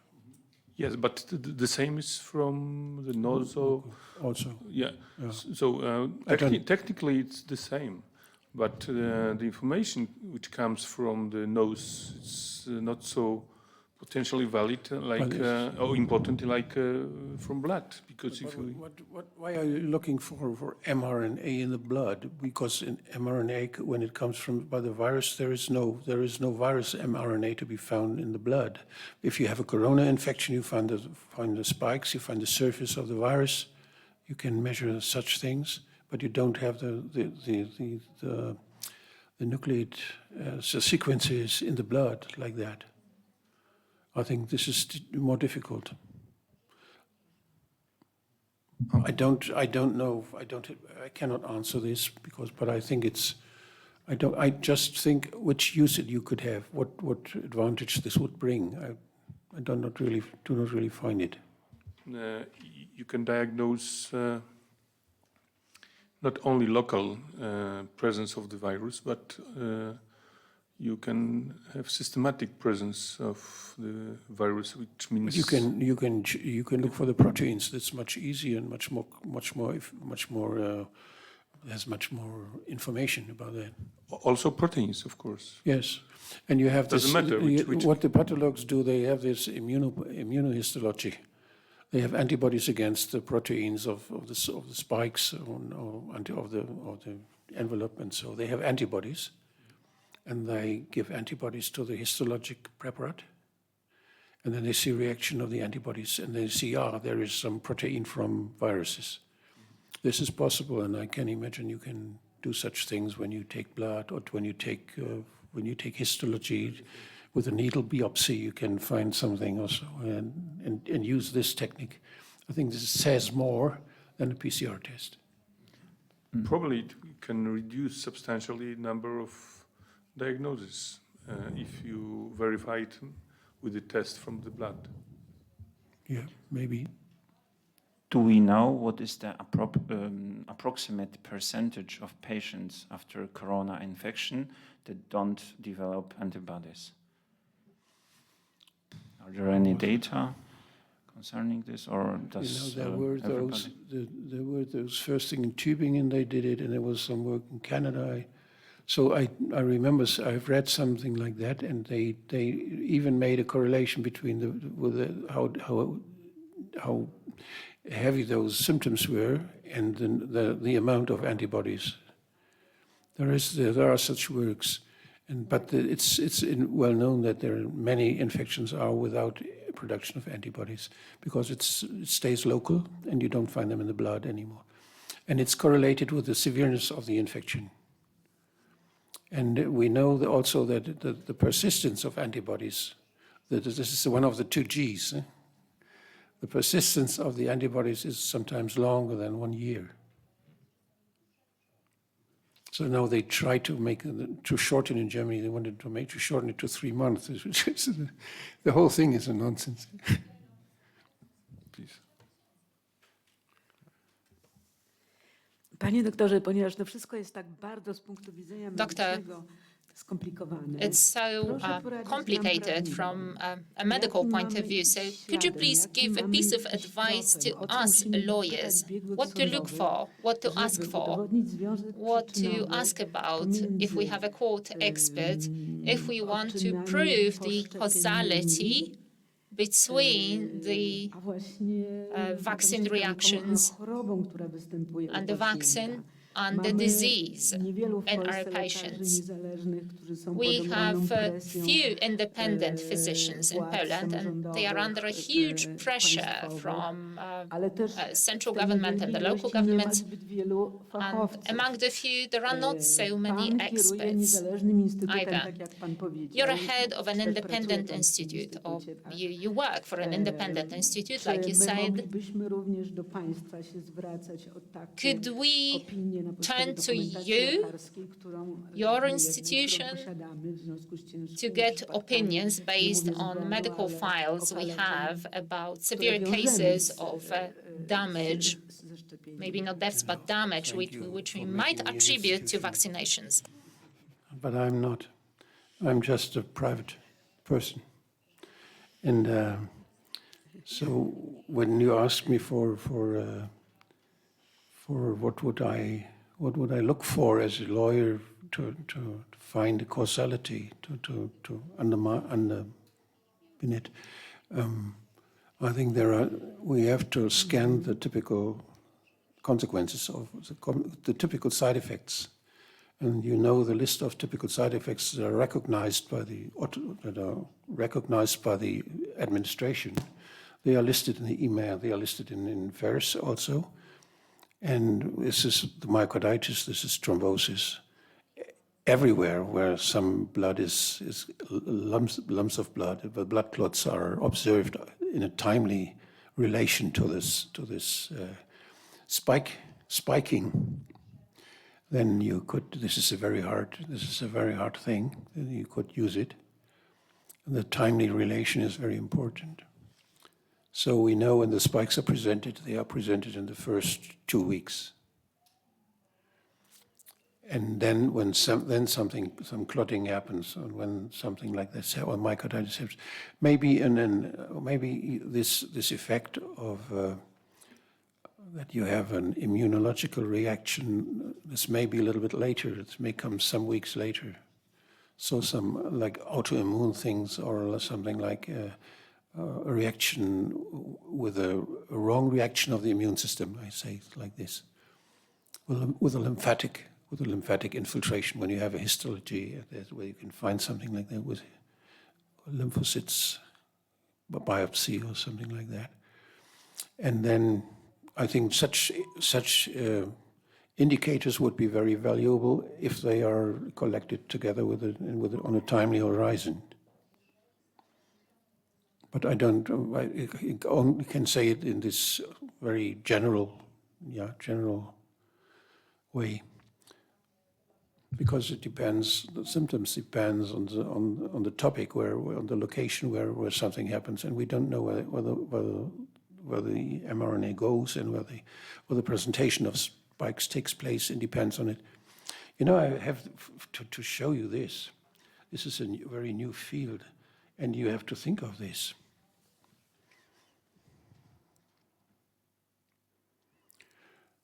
Those women who were vaccinated when they were pregnant. It's a very big problem, and it shows now. The left article from Rio Times shows that BioNTech made a study in Brazil, and they had more than 200 women who were pregnant whom they gave this vaccination, and they evaluated only about 30 of them, and the rest they dropped. They didn't speak about them. They left them aside, and most of them had problems with the baby died, and that was an abortion or something like that. So they say that almost 100% of those women were damaged. And this is very, very heavy thing for lawyers and for us, for each of us. Jeśli można, tak oczywiście znamy te publikacje. Jeden tutaj Well, of course, we are aware of these papers. Propagatorów szczepień. One of the main troszkę niechcący przyznał w radiu, że rzeczywiście kobiet w ciąży promoters of vaccines on the radio admitted reluctantly that yes, maybe you should be very cautious about vaccinating pregnant women. But coming back to the issue of tests, my impression is that it's the main propaganda thing nowadays. As lawyers, we know that although the Minister of Health in Poland could do it, he never issued any acts of law stating that PCR is the right method to detect coronavirus. Are you aware of any act of law in Germany or at the EU? I don't mean papers or publications or scientific papers, scientific knowledge. An act of law which could clearly state that PCR is the right method to detect SARS-CoV-2 infection. There is no law saying this. I think even Verordnungen, how do you say it in English? Verordnung. Regulations. Under sub-law regulations, official regulations, recommendations. they say that the PCR test has to be used, but this changed sometimes within weeks. What you can conclude out when there's a positive test, and the WHO changed also the handling of this test. They officially announced that a test alone has no value. And you know, when this emergency regulations are internationally fixed by WHO and they have the responsibility to set the standards for all nations, then this should be the measurement.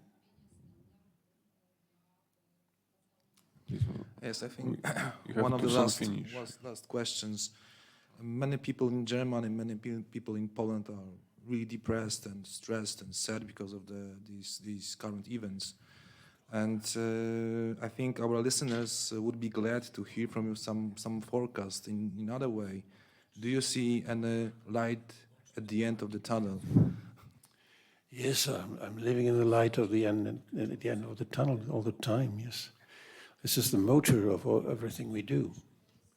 And I think because I wrote it in the beginning of my book, such a kybernetic rule that everything you change changes everything. And that there is always a reaction on if you do something. And there is this does not only be valued in some microorganism also. This is valid in the whole body, and this is valid in society too.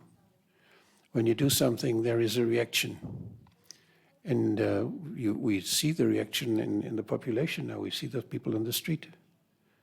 We see that there are things that people strive for that is very important for them. There are things that are the family being together. There are important things. And if somebody says, I just changed this, there will be a reaction. Maybe it is an allergic reaction with violence, so this would be an allergic reaction. Or maybe there's a clever reaction without violence. That's something that we think how we could do it the best. So we have to use all our experience to find the best way to let society digest what was done by some idiots. I say idiots because they are not aware of kybernetics, of self-regulation of living systems, and we are a living system. Okay, please.